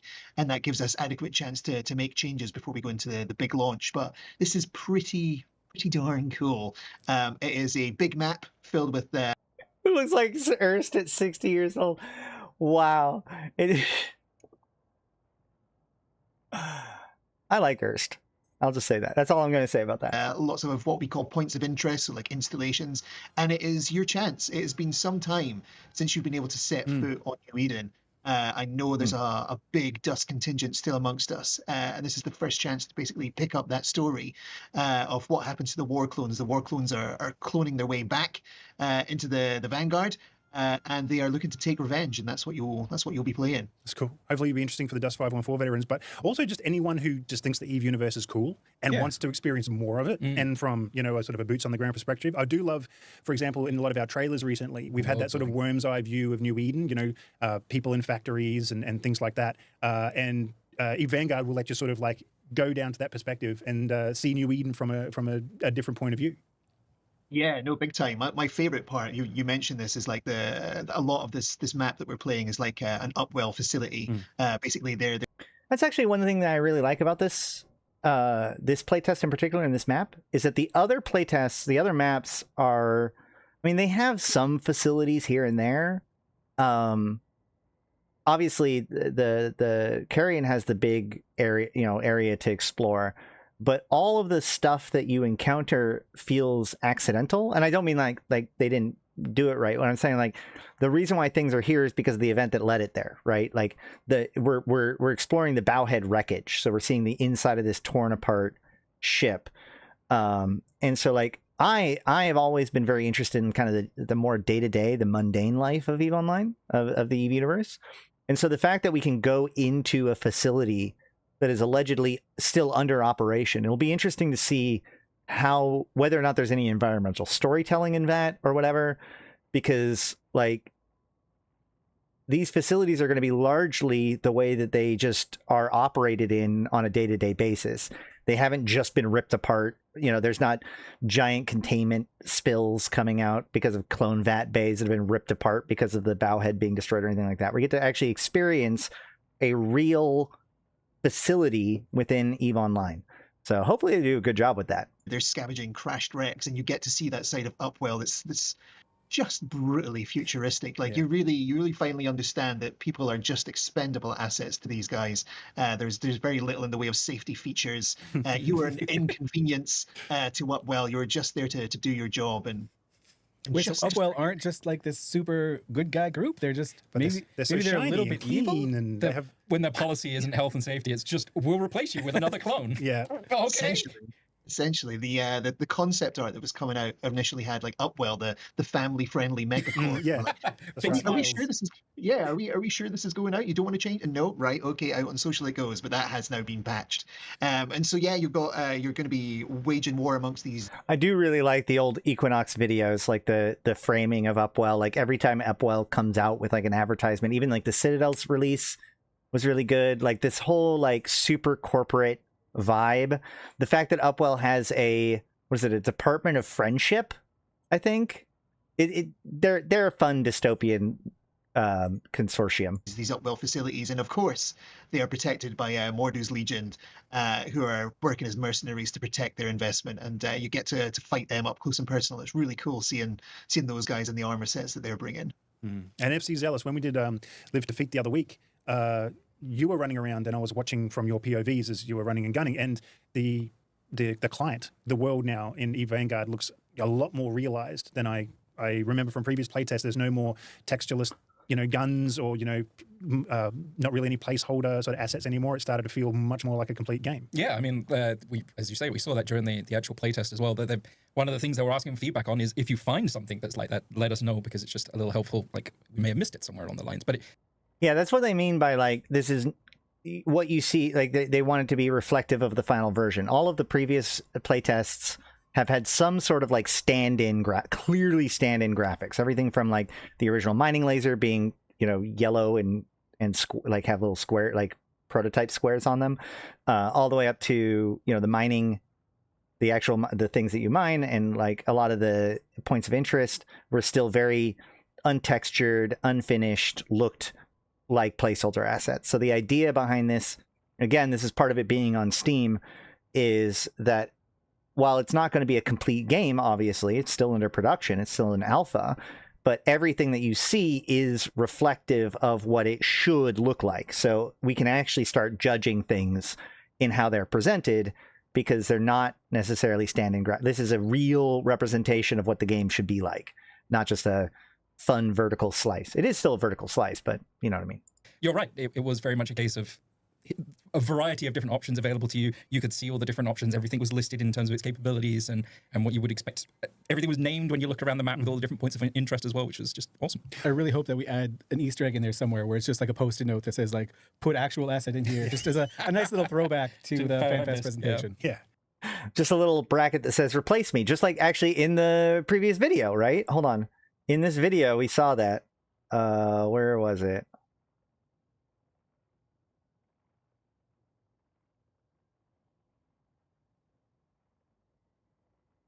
When they were showing off the tasks.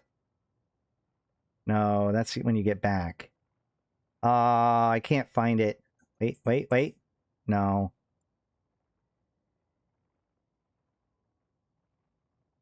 There it is. Yeah, replace me. Oh, shoot. You can't... Wait, what? Why? Wait, what? Oh, yeah, never mind. It's small. Replace me. It says replace me in the text. And that's just a string that's like... Yeah, that string does need to be replaced with the title, but that's very funny.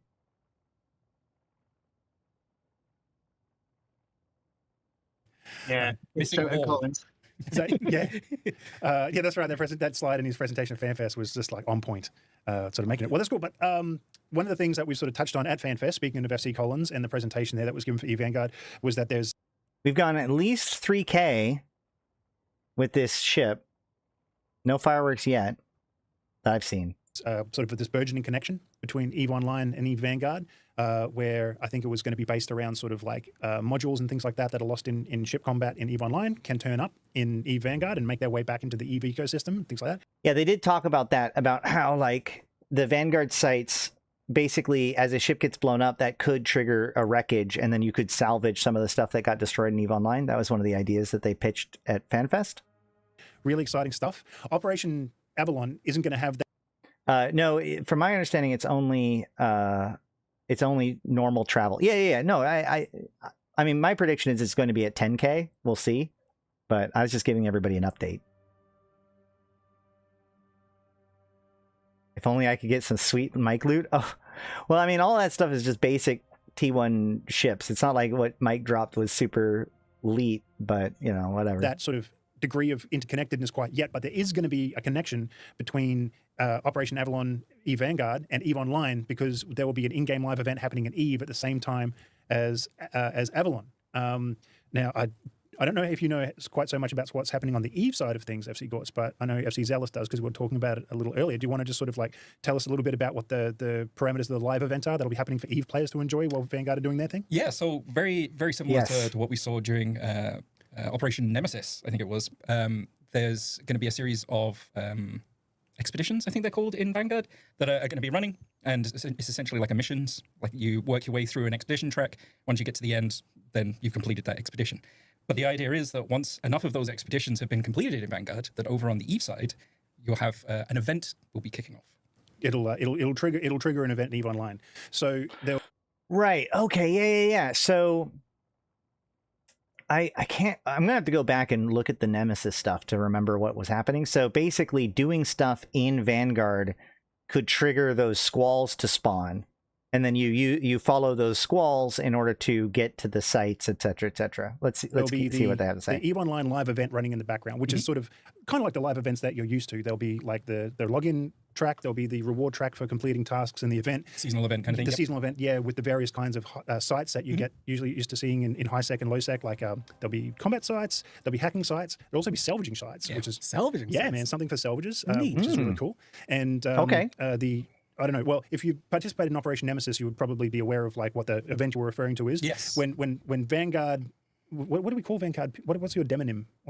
FC Gortz. What are Vanguard people called? We're Capsuleers.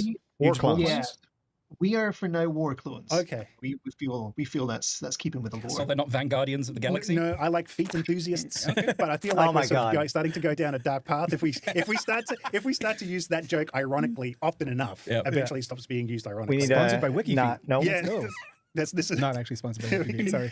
boots on the ground does not mean feet. No, but this happens to me all the time when I'm being a boomer using like Gen Alpha slang. You know, it's like, I said a word that I should only be getting away with when I'm 19 years old, but then I just use it so often, I just sound like an uncle now. Yeah. Anyway, where was I going? Oh yeah. So when the war clones of Vanguard hit a certain threshold of that you were talking about before, that will trigger a very particular spawn in EVE Online, and it's like a Aegis. Yeah, Aegis. Yeah, that's what I say. Aegis. I'm not an expert. I'm pretty sure it's like ancient Greek. It could be whatever we. Yeah. Aegis haulers spawn. I think they're based on like the squall model. I think it is. Yeah. And they appear very, very similar again to during Project Nemesis. You could actually like load up a map, and you could see there's like a filter specifically for them, so you can have a look across the entire galaxy and find where they end up spawning. But it's also a case of like I am gonna have to go back and check out the Nemesis stuff because I can't remember how engageable that was. Because like if it relies on Vanguard stuff to spawn the stuff, is there going to be enough of them to engage with without it being like super overcrowded? I don't remember. Does anybody remember what Nemesis was like? Anybody want to chime in? They bounce between different celestials. They're slippery. Yeah. So they're not just sitting there waiting to be destroyed. It's a case of go find them. They're trying to be evasive. Yeah. I remember when Nemesis was going on, it was really fun to watch like a lot of streamers and content creators trying to run to figure out where it would be. And they would really use, they just hide out in Thera and just wait for them to pop up on the map and then just be like, oh, what's the nearest connection? Yeah, let's use Eve Scout and then just run there as quick as we can in like a Hecate, or as the kids would say, a He-Cat. Because I remember going after ULADs, and I remember talking about the Nemesis stuff, but I can't remember if I ever really engaged with it very much or why. I don't know. Did anybody engage with that stuff? They turn on the spawn rate way up because of how few there were? Huh. Yeah. Does anybody have any experience with doing that? Was it fun? Was it any different than the ULADs or any of the other, like the hunt pod? Yeah, just get there fast, kill the convoy, get the stuff, and just kind of... Hecate's Greek as well, isn't it? Right? That's, goddamn. It's all Greek to me. Yeah, it literally is in this video game, apparently. Yeah. But yeah, and you know, maybe it would behoove you not to necessarily just KOS when you see one of these squads. Just see what happens. You know, Just keep an eye on it. But it is going to be a full-blown. Yeah, that is an interesting thing that they talk about in the squall thing that they say here. It says, find out where it's going and you might discover more. Hold on.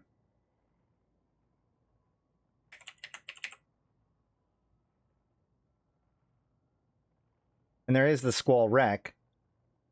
Yeah. So it says, investigate Aegis activity on behalf of Vanguard's Avalon flotilla. Earn rewards and means to convince the flotilla to one day begin its journey inside of your chosen Empire's space. Some Aegis sites are hidden from the public. Use combat probes to scan down Aegis squalls and follow them to these high-value locations. So that reminds me a lot more about, like the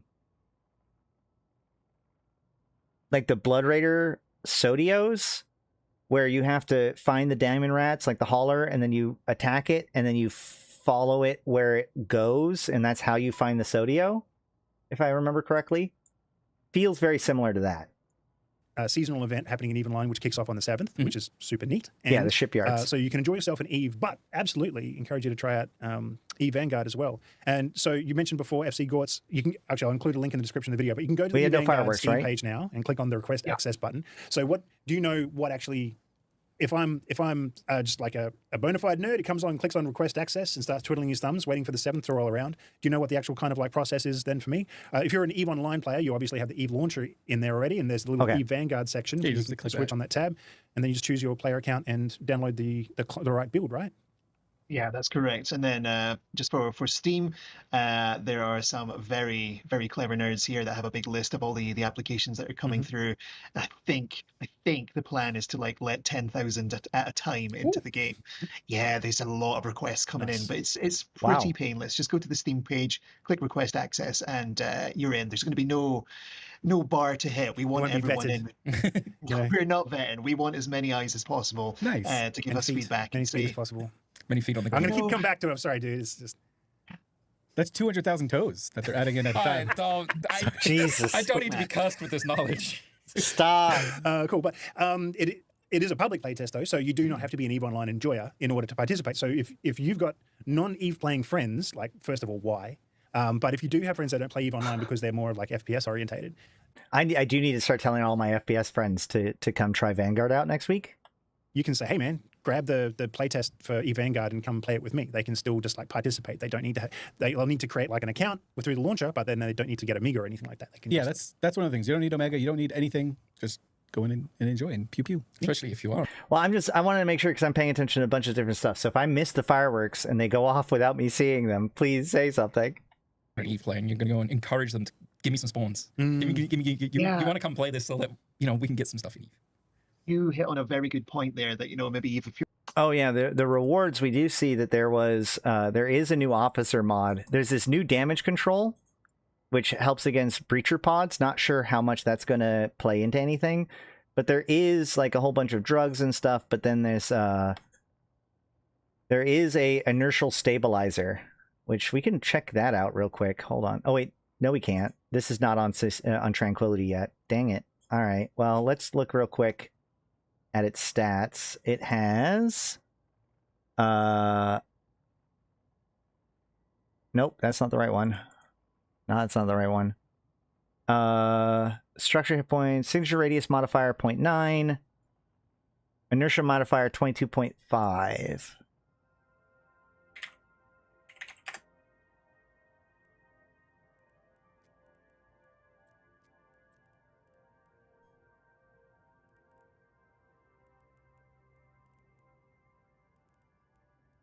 Okay, well, it's better.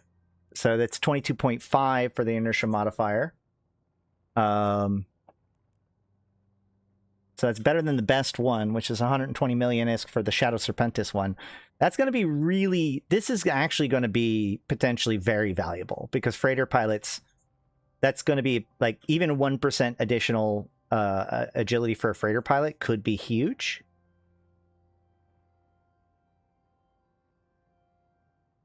In addition to that, we have signature radius modifier of 9.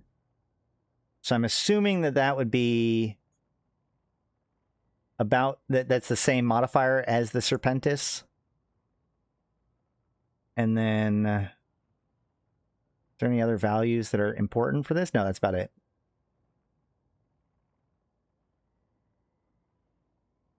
Right? Hold on. I mean, it could be 9% instead of 10%, which would put it better. The only thing that's better than that is, of course, the basic. Well, no, there's a couple others like this one. So yeah, it's probably 9% signature radius modifier, so it's a little bit less. No, better. Wait. Signature radius modifier is bad, right? Yeah. Right. So I'm going to assume that it means it's 9%. So it's a little bit better than the Shadow Serpentis, not as good as some of these others. That's tracks. That's going to be a good mod.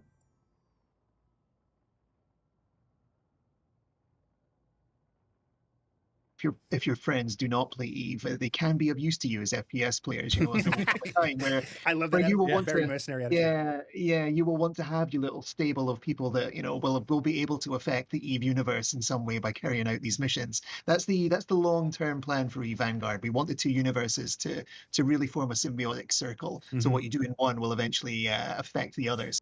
This is what I say in faction warfare all the time. Like, we need people, the system needs to be made in such a way that people that are not engaging with that system are interested in people engaging in that system, right?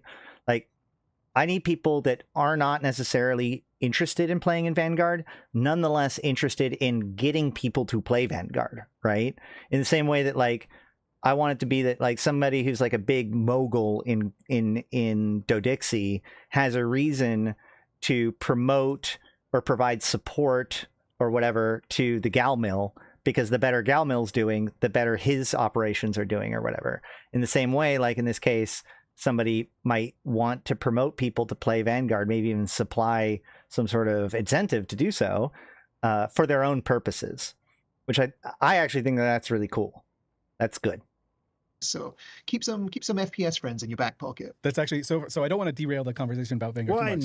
not? But back in the day, there was a similar link between Eve and Dust 514. And when I was running a group in Eve Online, I was like, I used to always joke around about the fact that it's like, especially since back in the day, like that was like during the PC Master Race, like really thing. So it's like, yeah, as a PC Master Race, I could fly in space as a space god. What just happened to my camera? I can fly in space like a space god and shoot console peasants from that are on the ground. Like, okay, let's reach out to some Dust people because we want to, like, create a cool relationship with them. And they had heard so much crazy shit about Eve that they were like, oh, it's like a scammers, gankers paradise. So they befriended us and then scammed us for 100 million ISK. And they were just like, we pulled off the heist of the century. Yeah. We got these hardcore Eve players and scammed them out of 100 mil, just grifted them, ha ha ha. And they were like on cloud 9. And I was like, that's cool. 5 minutes work? Yeah. But I was like, I didn't want to like. Oh man, I do remember I had one guy once, we have a public, not a public, but like an open folder that's like the give a penny, take a penny jar in our corpse. And so the idea is that, like, yeah, anybody can just pick whatever they want out of that, or if you want to donate stuff to people, you can just drop it in there.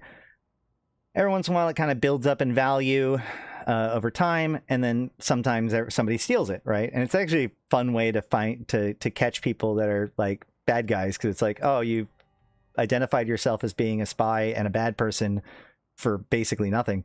But this one guy stole, I think it was like 400 million ISK from our members hangar, and then like sent this Eve mail to everybody in the corp with his like bwahaha mustache twirling, I'm such an evil person, you guys all suck, I'm out. And he stole like 300 to 400 million ISK, and I literally like just messaged him back and I was like, if you had just told me that you needed the ISK, I probably would have given you more. Like, I don't know what you're doing, but sure, go on your bad self. downplay it too hard to them because they didn't want them to think that like their achievement didn't matter or anything. I was like, oh, you sure got us. And that sort of disparity in the value of currency between like EVE and like Dust 514 is kind of also informed how we're approaching the economy and the connection in this We're game coming too, up on because, 10K. Like, you could be a new player starting out in otherwise you could be a new player starting out in EVE Vanguard, and if an EVE player could just dump $1 billion ISK on you, Yeah, and you know, you just- suddenly you're Mansa Musa. You know, like you could, like money has no meaning to you anymore because $1 billion ISK in Dust 514 was like an insane amount of money compared to EVE Online. So yeah, there isn't going to be quite that direct like financial connection between the two. It's going to be more materials focused, which is really cool. Yeah, I really like that. I remember actually also you say that the actual baseline in the lore of like what is ISK's actual value, Worth, yeah. where like 1 ISK is enough to feed a family of 4. Yeah, and you're like for like a year or something. Yeah. I love how, okay, I am definitely 1000% one of the people that have perpetrated this, where this idea that 1 ISK feeds a family of 4 for a year, they just said it very matter-of-factly right here. Full disclosure, I don't think I've ever seen that as like an official thing anywhere. I have no idea where I got that from. I know a lot of people say it. It's always been like a shorthand of like the value of ISK in the universe, but I'm not sure if I've ever seen like where that information officially, and it's not new lore. No, this has been true as long as I've been playing the game. Which is one of the reasons why I don't actually know where it originally comes from. But, you know, like I picked up a bunch of weird stuff over the years, and some of it I get corrected, some of it I don't get corrected. But this idea that 1 ISK it will feed a family of 4 for a year is one of those things that I've hung on to it for a long time. I've repeated it many, many times. But I must admit, I legitimately have no idea where that piece of information comes from. I heard it in 2008. Yeah, no, it is old as fuck. It's back there with like ship crews and stuff, but I don't know, like literally them mentioning it right now is the most official confirmation I've ever seen that I can think of. Helmar mentioned it at a meeting one time. Yeah, probably. Crazy like that. And you're just dropping hundreds of million, like it's fine. Some people forget or maybe just weren't even aware that in the context of EVE Online, a Capsulia is basically a demigod, like an immortal demigod with unlimited wealth, essentially, and the capacity to make unlimited wealth. Well, no, like there is an old chart that shows the ship crew numbers, and like it would be lost content except for people keep reposting it places. But yeah, no, there is like an official ship crew chart of how many crew on average is on any given ship type, and how many usually can get like survive the destruction. Like the 0.00001% of the entire cluster, which is kind of neat. Just think of the fact that like you're paying all your crews to go on all your ships, but they're so meaningless that you sit there and play self-destruct games. Of like, are you going to blow up? Are all your families going to die?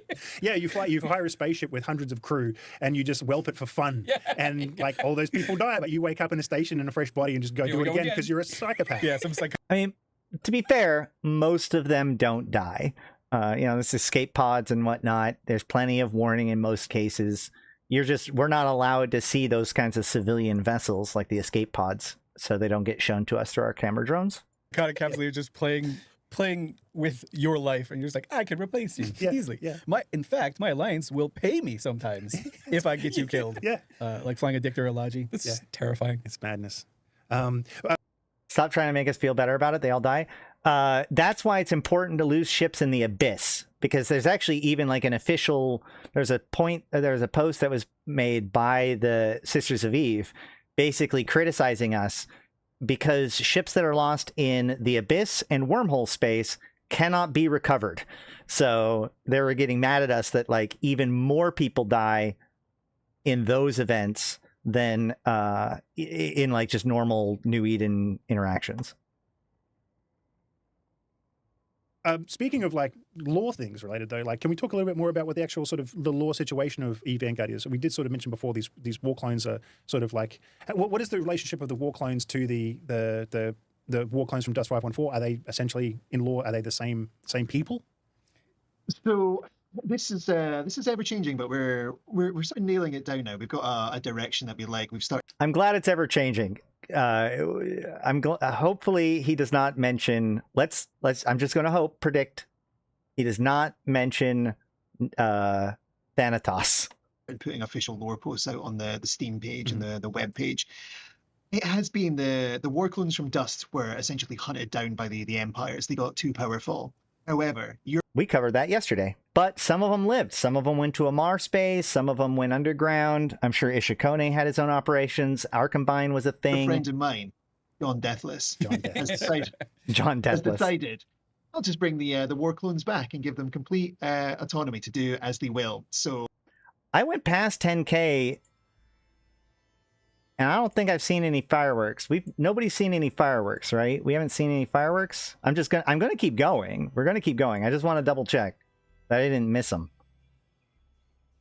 Imagine if they made an anime that just follows one of the crew member from getting out of the ghetto in a Galente megacity to the academy all the way up to his tragic downfall. There is some really good chronicles about like ship crews and what it's like to be on a ship crew and what it means to be on a ship crew. I've always wanted to make, one of the stories that I wanted to make was like, you know, the story is basically this kid, you know, coming to this farmhouse, you know, the idea of like the guy on the bike going past all of the wheat fields to drive up to the farmhouse where the farmer girl is there who he loves and like is engaged to or whatever. And then he lets her know that he is joining a crew of a capsuleer ship. And it's kind of like that whole, like, I'm going to Vietnam, like, story. You know, I'm going to join the military, and having the girl like break down and like be like, I don't want to lose you, and like the tension of that. But it's about becoming a crew member of a capsuleer ship. And the guy thinks like, I'm trying to do this for our family. I'm trying to do this for our future. Why can't you just support me? And like that whole, like, that's always been one of those scenes that I've wanted to kind of write. Because again, like these day to day, these more human moments in the Eve universe is something that very, very much interests me. The one about finding Thera is really good. You watch the cyberpunk anime, I think that's pretty much how life of an average Joe would be in Eve go. I have always I want a like the noir detective game or whatever, LA Noir set in Arcurio, you know, or Kali, right? I want a good hard-boiled detective movie, story, video game, whatever, set in either Kali or Arcurio. So bad. the Vanguard are these returning war clones. Are there any successful RP corps in Eve? Lots of them. So there's CVA, there's Urshikon, which is the Mimitar version, Ishku Rada Enforcement Directive, IRED. In fact, they show up in the story that we told yesterday. They were critical in the events that played out in 2012. And are still very, very active in supporting the Caldari state. It's one of the reasons why the Caldari state is so effective at doing stuff. Galente is a little bit more. There's Lumen. There are several groups within the Galente RP world. Interestingly enough, though, like. So the Amar RPers support the Empress's will explicitly. The Urshikon supports the tribes. You know, IRED is very much specifically Ishikone, but you know the Caldari. But the Galente role players, not all of them. There's definitely like Valor Accords used to be a big one, but in general, I find that a lot of Galente RPers are actually not really like pro Galente. A lot of times they're going to be Intaki loyalists or, you know, whatever. I don't really, there are definitely in like faction warfare is the place to go to find our peers in the different factions. Electus Matari is Electus Matari's Mimitar focused, right? Because Phoenix Naval Systems is more Edencom focused, but I know Electus Matari is more Mimitar focused. The point is that there's a lot of good options, both small and large, when it comes to RP, and the best way to engage with them is probably either get into faction warfare or honestly start to do the bulwark mining sites, right? Because those are big fleet activities. There's people putting together fleets there. Talk to the people that are running that stuff. If you go, when I went to Amar Space in particular, the people that are running those sites are Amar loyalists. So you just find those correct people and then, you know, dig in with their stuff. You can go to Arydanika Research Consortium. their Discord and their channel in game, consortium operations, to find people of all different kinds of RP backgrounds. Yeah, Alexis Matari is Mimitar. EM started the whole eating commas and Amar plot. I disagree with that assessment. Because that implies I got it from them, and I don't agree with that. But they definitely were very much on the ground floor of popularizing that argument for sure. Will we be mining Plagia class in stream? You know what? I mean, I could probably set it up, especially like by the end of the stream. I don't know. How long should we go before we see fireworks? You want to hit 20K and then give up? Should we mine on stream? What I was figuring is I could just mine off stream. I don't mind doing it on stream. I am always a little bit concerned of bringing too much negative attention to it or whatever. I will say, like, basically, I don't know. If you guys convince me to do it on stream, then we can do it on stream. Otherwise, I'll do it after stream. Are looking to build up and consolidate their power. They're still very much hunted by the authorities, but they're going to consolidate their power. They're going to steal a whole bunch of tech and weaponry, and from there it'll be up to the empires to decide how they're going to react and live with these war clones. I don't know. And at the moment, the primary nemesis of the war clones, like you said before, is Mordu's Legion, who are sort of doing the mercenary grunt work on behalf of the empires to sort of, or are they just providing security for Upwell, and that's why they're coming into conflict with the Vanguard, the war clones? That's it for this initial story. The other problem is that when I'm doing the mining, I'm probably going to want to be multi-boxing, and as you can tell, like even having streaming and running one client of Eve on, especially on high graphics, and then the YouTube video, it's already starting to make my poor little 1070 Ti cry. So if I'd want to multi-box, like it's very difficult for me to multi-box and stream at the same time. Vanguard are looking to steal supplies off of what Upwell are salvaging from crashed vessels. Shoes. Shoes, socks, face socks, if you will, and a variety of trousers. But this is a serious internet spaceship business. It is. But Mordus have been contracted by Upwell to provide protection to these facilities because they know that these super powered. It's weird that he keeps saying that because Mordu Legion is part of Upwell. So, like, yes, they have the contract, but also Mordu's Legion is part of Upwell. So, I mean, war clones are going to come there on the rob, and that is where part of the danger and fun of Vanguard comes in, because once you're detected on that planet, what's the easiest way to destroy a war clone? And that is just orbitally bombard the area that you're in. So you can't be taking chances with war clones. As we saw in the previous two lore videos that we did, that is the go-to solution of the empires when there are war clones involved. Is just bombard it from space. I was going to say, I think they had it's called the Nemesis engines, right? Originally from the previous event where Upwell / Mordus are developing this tech to wipe out the remains of the war clones. That's right. So super hyped up drones, essentially. I see. The motif that the lore people want to take forward is, if you think of the Vanguard as like the knights of old, these Nemesis drones will be like ferocious dragons that they'll have to fight. They really put up a danger to you. You may get a chance if you're brave and hardy enough to encounter beginnings of a Nemesis drone in Operation Avalon. Oh, good. Aegis is working on AI. That's dangerous and bad, especially since they've been doing so much research in Avoinen, not Avoinen.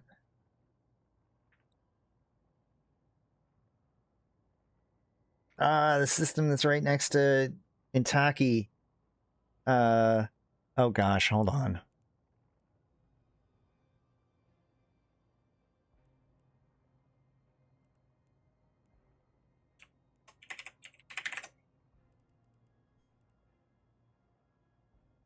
Ugalis. That's what I was thinking about. Ugalis. Yeah, Malak, Ugalis.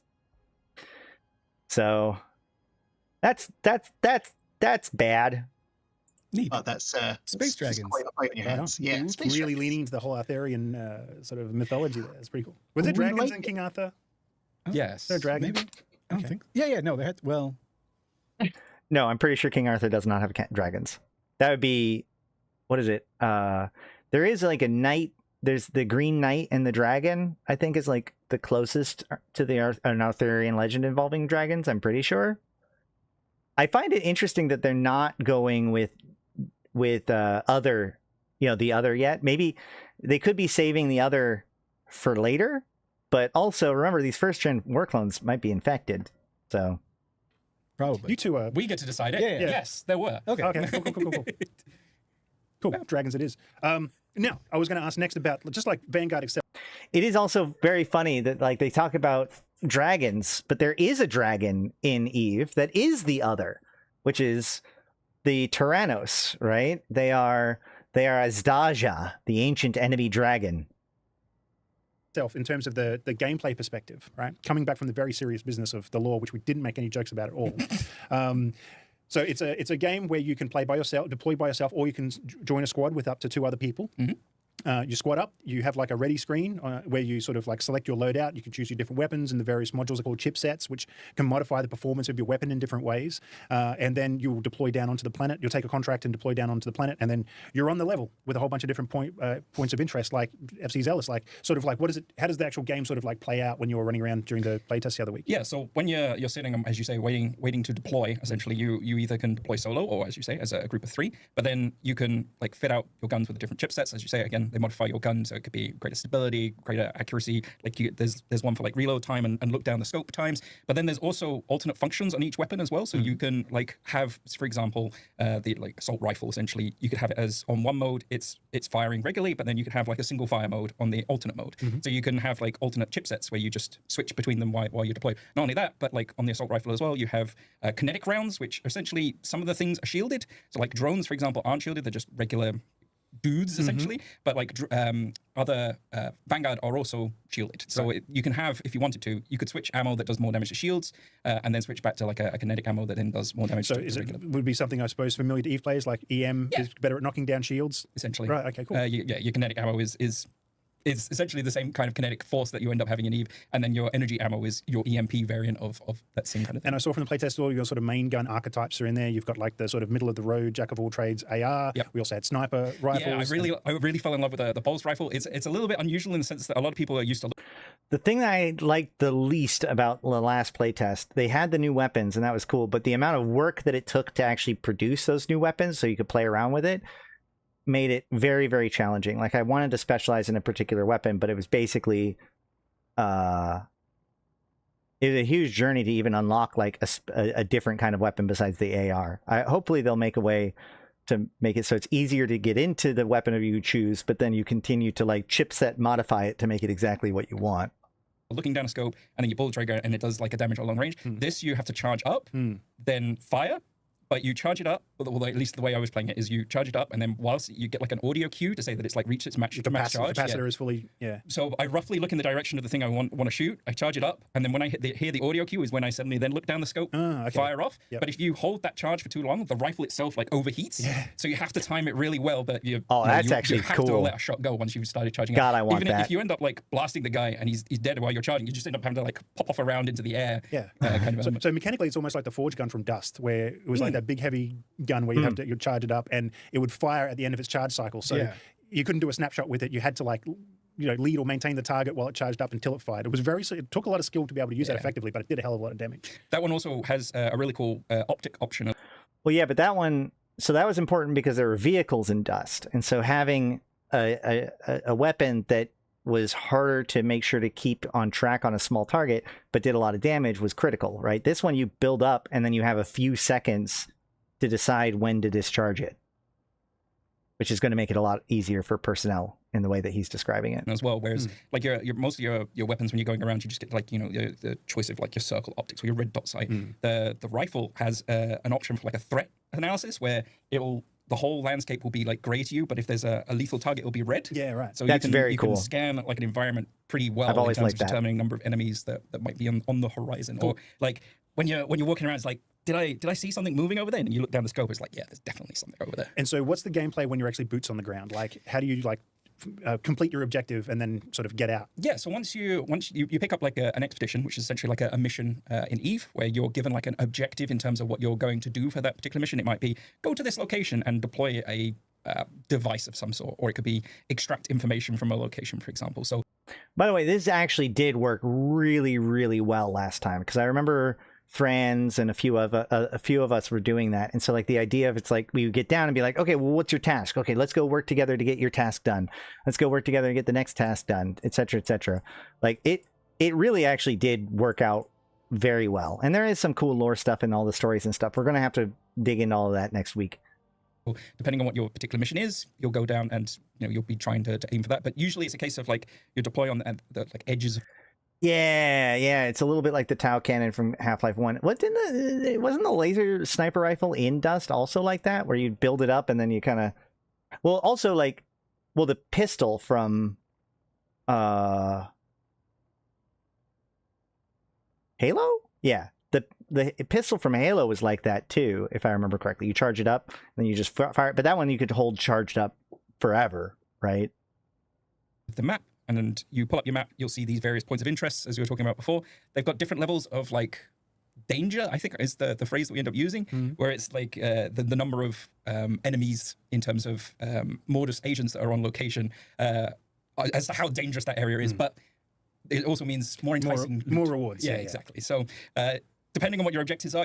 Oh, by the way, Dutch, should I talk about your fleet? Should I mention it to people? You could literally just have the objective of, I want to go down and I want to just get as much loot as I can rather than actually doing an expedition. So you could survive. Yeah, so you go down, it's like, I just want to get as much stuff as I can and then extract my way out. So there's various different locations, again, across the map, where it's like the harmonic bridges, I think they're called, where the extraction points. Yeah, well, then tomorrow, Dutch Gunner is running a fleet. He runs fleets pretty often. But I do want to bring attention to the fact, let me look it up real quick for the details. It is he posted it in the Consortium Operations Discord. Found it. So everyone, we're going to be doing a Drifter Hive fleet on Saturday, the 4th of July. Form up at 1900 time in Amar. Confessors from the MOTD and the in-game channel Consortium Operations. So if you are interested in checking out the Drifter stuff, a nice hive tour, and it is a good time. It is a good time. Make sure to get into the Consortium Operations channel and be there in Amar tomorrow at 1900 for Dutch's fleet. Your extraction points. But as the map or as the timer continues, those orbital bombardments that Gortz was talking about, they take out various harmonic bridges as the duration of the game goes on. So the longer you spend on the ground, the narrower your chances to get out become until eventually, like, it's too late, nerd. And well, not only is it harder to get out because there's less places, but the fewer places there are, the more chances that any given spot is being camped, right? So like as it becomes fewer and fewer, what's left becomes more dangerous. You just have to die on the planet with all the stuff you're carrying. Yep. That's awesome. So, and that also means if there's only 1 or 2 extraction points left and everyone rushes to them at the same time, it's like trying to get to the urinal at an intermission. Everyone's backed up and stabbing each other in the head. That's one way to put it, I guess. Bad clubs or something, but yeah. Cool. FC Gortz, anything to add to sort of like the sort of the flow of the game when you're running around on the ground? Do you know, man, I can't, like, I don't know how the harmonic bridge is going to work exactly, but I could totally see somebody going into the harmonic bridge and then, like, right before their own extraction, they just drop a grenade and then they extract out, and then whoever else is there just gets blown up. As we sort of touched on, it's trying to evoke the feeling of Eve. Once you undock, the risk is on you. As you say, you can go down to the surface, you can run missions, you can just look for stuff to get back, and then the thinking is that you're going to die a lot. As we've sort of said, clones in. We're at 20,000 kilometers, and we have yet to have fireworks. So. Sort of sad. In the Eve universe are expendable. Even if you make it safely to the bridge to extract, the things that you loot go up into the bridge, but your physical body just completely burns up. You are expendable, but you get to then redeploy with all this new loot and stuff that you've manufactured from that loot or spent credits on. And just the emphasis is just trial and error and hit up all these points of interest that you can. We don't expect you to beat the hard ones straight away. We want you to explore the map, find weaknesses, and just keep leveling up until you become this unstoppable war clone. Yeah, it is a playtest after all. And so players finding creative and interesting ways to break the game are absolutely welcome. That is a very Eve thing to do, to try and break the balance. Yep. No, go on. I do really like the idea that there's this like big challenge for us to build up towards. It's something that the other ones didn't really have. Like they had the little boss road drones that was more of a curiosity to fight, but this idea that's like, no, we actually want to work towards building up to being strong enough to be able to siege the actual thing. We're going to see how it all plays out, but I think that's a pretty cool idea for the scenario. Yeah, we have an office timer. We've done an earlier test for our VIPs of like, how long will it take for them to discover something we haven't thought of, and someone managed to get to the top of one of these very heavily protected towers. It was like within 14 hours of the initial deployment, the initial game going live. So Eve players 14 know exactly hours is a long what they're time. doing, and we're expecting that. We're encouraging that. We need you to probe our defenses and basically give us stuff that we can patch out in time for the game going properly wide to the public. I love when I was watching you guys play, there was that very vertical sort of tower with essentially a boss fight at the top, which was sick. I won't sort of spoil what happened in the boss fight. Try it for yourselves, but it was really, really cool. Another thing which also popped up in the VIP playtest was the proximity chat, which I maybe Yep. you're That was in the last remembering playtest. but you're I don't recall if that was in for the previous playtests. It was. But I don't think So it yeah, was. we put it in Nemesis, but we didn't announce it. Okay. So you had a They lot of totally people did. stumbling across each other and then getting the shock of their lives that they could actually. No, I definitely remember them like bragging about the fact that they were putting in proximity chat during Nemesis. Communicate. you can talk. And You now can talk. it's- You can talk. Yeah. You can talk, and now it's become a sort of cursed chalice of. I know. No, I love proximity voice chat in these kinds of games in particular, because sometimes two people run into each other, their inventories are already full. Yeah. Like, they're sagging with loot, and Wait, don't shoot! Blah! you're just like, oh god, I don't want to fight this guy. What if he wins? And you just sort of like, you're crouching behind your cover, he's behind his cover, and you're like, hey, listen. Let's make a deal. Yeah, like we could both go home. You know what I mean? And and you go that way, I'll go this way, and will we fight? Like those kinds of like organic moments are great. Sometimes they just go, sure, buddy, and as soon as you pop your head up, they blow it off. But other times, and that's again, like a lot of the mechanics we've already described sort of evoked Eve things, like different resistances and the way weapons work, like a pulse, like the sniper rifle we're talking about is a pulse laser. Yep. It's very Amarian looking versus the AR, which is a little bit more Caldari or Minotaurish or whatever. But just that sort of like, if you've ever been held down by a scram, like 20 Ks off a gate in Losac, and you get the convoy pop up, right from the players get your tackle, you're like, oh, jeez, I just want to hit no to spite you, but maybe, I'll Maybe hear I you could out. save my clone or save my ship or something. Yeah, that's Maybe right. I could delay them for long enough that I'm actually going to reach the gate. Yeah, so like a proximity chat in Vanguard sort of opens opportunities to that. I'm looking for the first time when I'm running around the plate. Well, I hit the edge of the grid at 21, almost 22,000 kilometers. So I'm now off grid with the Fed Navy assembly plant. I could start approaching it again because we're at 22 now. So we'll just use that as our midpoint. Start heading back towards it. So that way I can get back on grid. It's very funny. Test and I recognize someone's voice. Yeah. Because I've that'd be dope. spoken to him at FanFest or something like that, or it's another developer or whatever. That's going to be so good. Oh, then we could go over there and distract him and then gank him. That's allowed, right? Yeah, absolutely. During your lift defeat. During that was so good, where it was like, oh, hey, I can talk to you. It's like, yeah, how you doing? We have a nice conversation, then he walks off. And then like a minute later, we encounter them again. And it's like, they were just standing there. Yeah. And we blast them. And he goes, just as they're just about to die, he goes, I was typing. Got him. Wow. That old chestnut. That's pretty As good. long as there's been gaming on the internet, first-person shooters, is like killing someone while they're typing is just the best feeling. All right. Well, I think that sort of like covers most of the things. The last thing I just wanted to mention, not strictly about Operation Avalon, although peripherally related to it, as a happy coincidence, on the same day that Operation Avalon starts, which is the 7th, we are kicking off our next guest streams on the FCTV Twitch channel. So twice a year, every summer and winter, we invite all of our partnered streamers to come and stream on our channel instead of theirs. We'll be having skin drops as well. They'll be streaming Eve. Some want to stream Frontier. Some want to stream Vanguard. It's really cool that on the Fenris Creations Twitch channel, we'll have like people streaming all of our various games and IPs. It feels like little families, really sort of like all building up and coming together, which is cool. That's going to run through all of July and into the beginning of August. Over 4 weeks, there'll be different drops for Eve every week. And for the first 2 weeks of that guest stream period is when Operation Avalon will be running in Vanguard, and there will be 2 separate drops for that. There will be EVE ship skins, however, not Vanguard drops, because we don't have that set up in Vanguard yet. But if you're an EVE Online enjoyer, you can come and check out some Vanguard during that period. If you're not participating in the playtest yourself, but why not? It's free. Just go do it. Good stuff. Yeah, and get this kind of stuff. Hey, I'll combine stuff again. Oh yeah, Arcombine skin. No, the drops that we're getting for the Vanguard skins, and all of these drops, I've sort of digging through the archives of some of the cool older skins that haven't been around for a while, Tash Mercon stuff, which in my opinion is still one of just the coolest looking Orange skins. and graphite. Wow, looks so cool, yeah.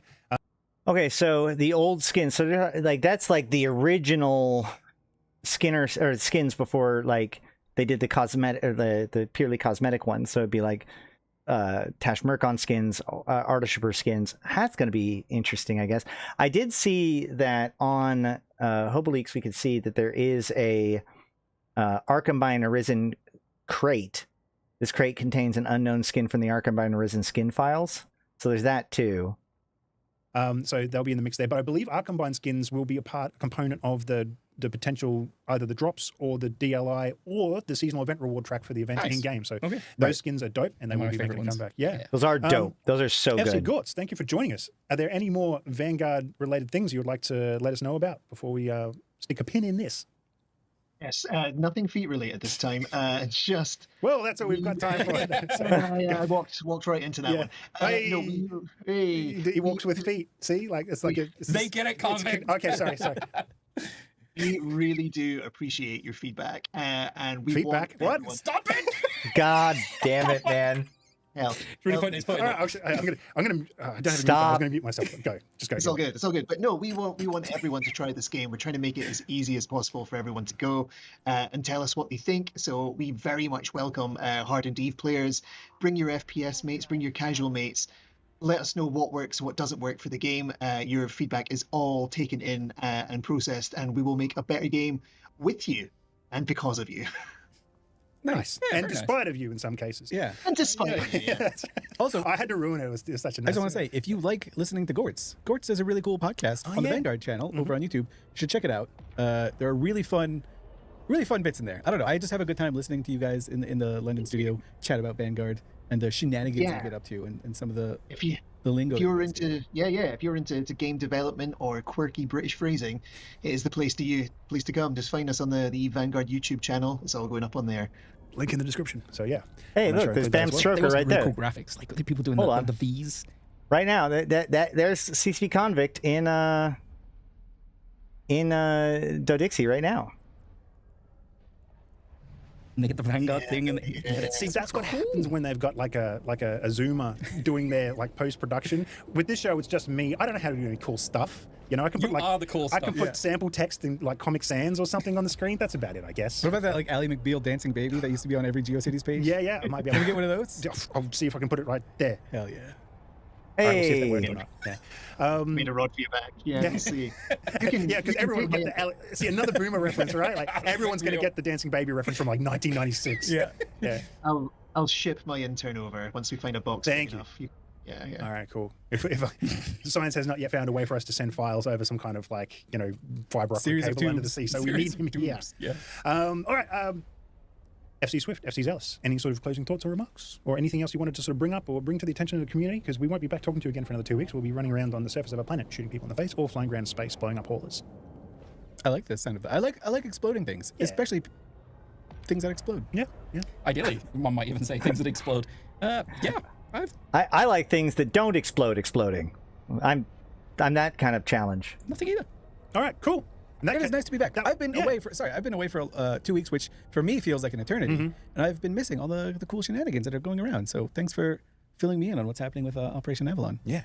We'll definitely squad up. We will also probably... I'll be a liability if we squad up. I'll just watch. Yeah. Not this Friday, obviously, because it's not happening. But next Friday, when the playtest is actually in full swing, we'll probably be doing Live to Feed again instead of Live to Feed. So this week it'll be Internet Spaceships, but the next 2 weeks we'll probably be running around on the ground in Avalon. You can come find us, shoot us in the face, or help us shoot other people in the face. Was Rollins good, by the way? He was good. Is he good? Okay. Yeah, he's an FPS enjoyer. So like he was, and specifically like extraction style stuff as well. So he was like champing at the beat to get into this and run around and blow people away. So he was he was very, very happy with it.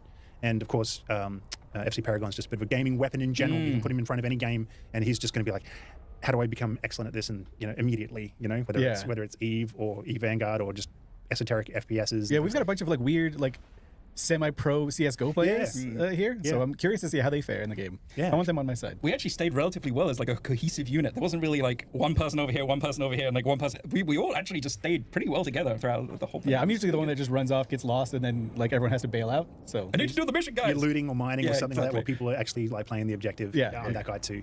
I am interested to know if anybody is interested in teaming up for Vanguard. Make sure to hop into the Discord if you are. I'll probably be playing quite a bit. We'll see. It's always it's basically just to try and disguise my cowardice. It's like, hey, I don't want to fight people. I just want to hoard goodies. hey, convict, you weren't in that gunfight. We died. Yeah, sorry, I was making sure we got out with just the looking in a stuff. chest over here. Yeah, What are you securing gonna the do? objectives. Securing that's the right. objectives, yeah. Exactly. All right, okay. Let's not prolong this any further. Good chats, everyone, though. Thank you again for joining us, FC.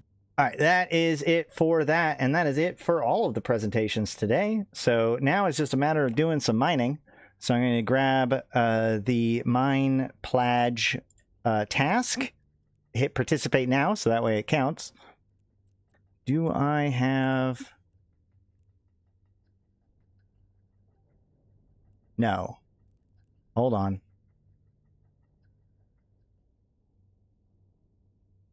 This is what I mean by multi-boxing. Do we want to do this on stream? Do people want to just, like I said, somebody needs to convince me real quick. Otherwise, we can just wrap this up and then we'll go into the weekend, and I'll be helping out with mining and other stuff throughout the weekend.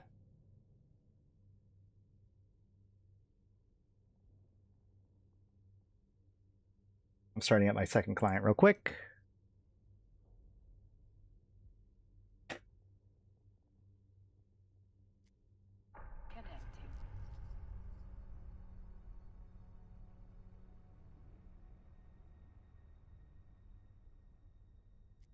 I am pretty excited about Avalon. I think that overall the shooters come a long ways.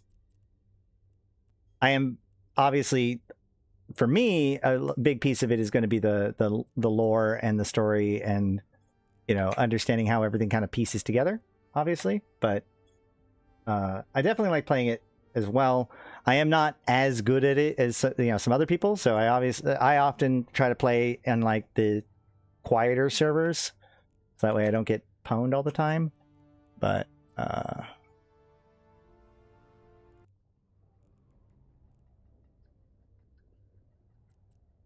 let's grab the Orca.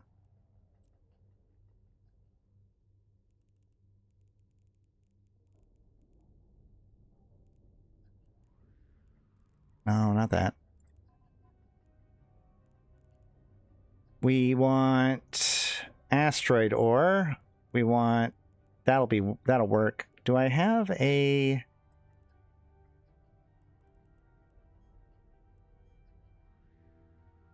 Yes, I do. So we're going to drag actually we're going to drag this off, and we're going to put the foreman link on there, so it's a third foreman link. Wait, the foreman link takes... Oh, shoot, I'm dumb.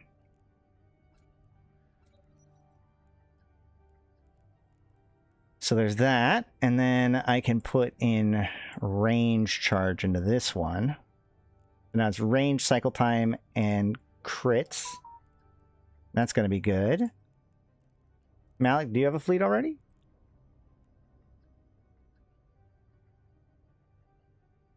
Well,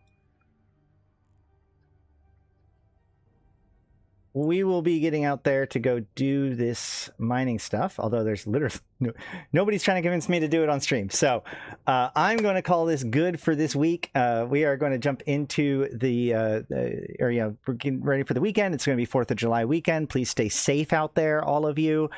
Next week, I probably will stream on Monday. It depends. If there's good information about Vanguard, or I have my third presentation for the lore ready, we will stream on Monday.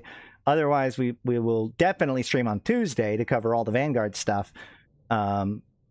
Make sure to hop on into the Discord to see what's going on. If you are part of the Convocation of Empyreans or just interested in what we're doing, we do have our members meeting at the first Sunday of each month, which includes this month or this week. And also, of course, we have our weekend mining. We've got Dutch Gunner's got his fleet going on. We've got other stuff going on.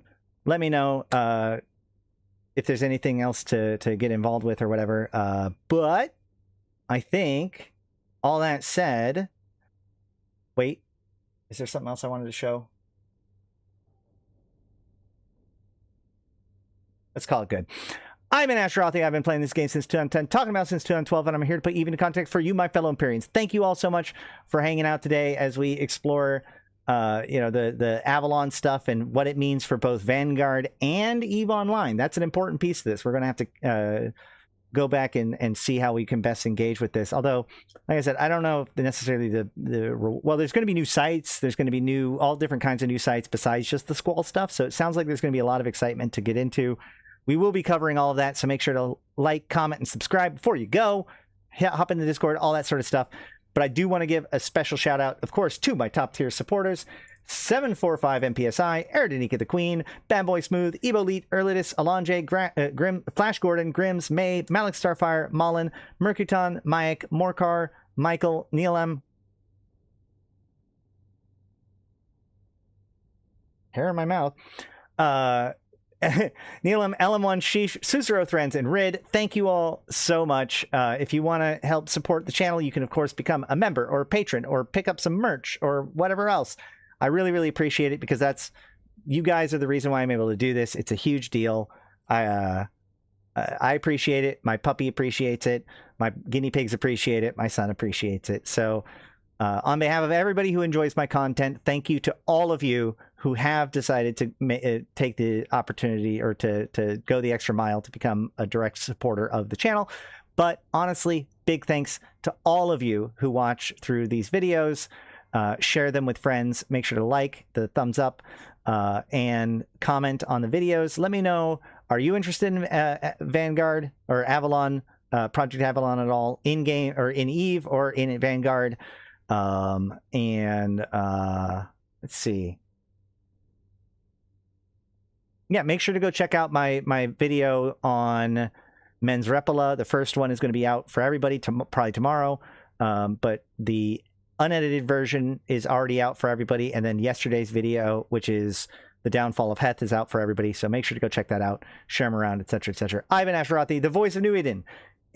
What's a weird arm position? Oh, that does look kind of weird, doesn't it? I don't know. Either way, I've been Ashrothi, the voice of New Eden. Until next time, I'll see you in space. Oh, like this? This is the weird arm position? Yeah, that's true. No, yeah, you gotta do it this way. That's the brave newbie's way of doing it. All right, I'm out.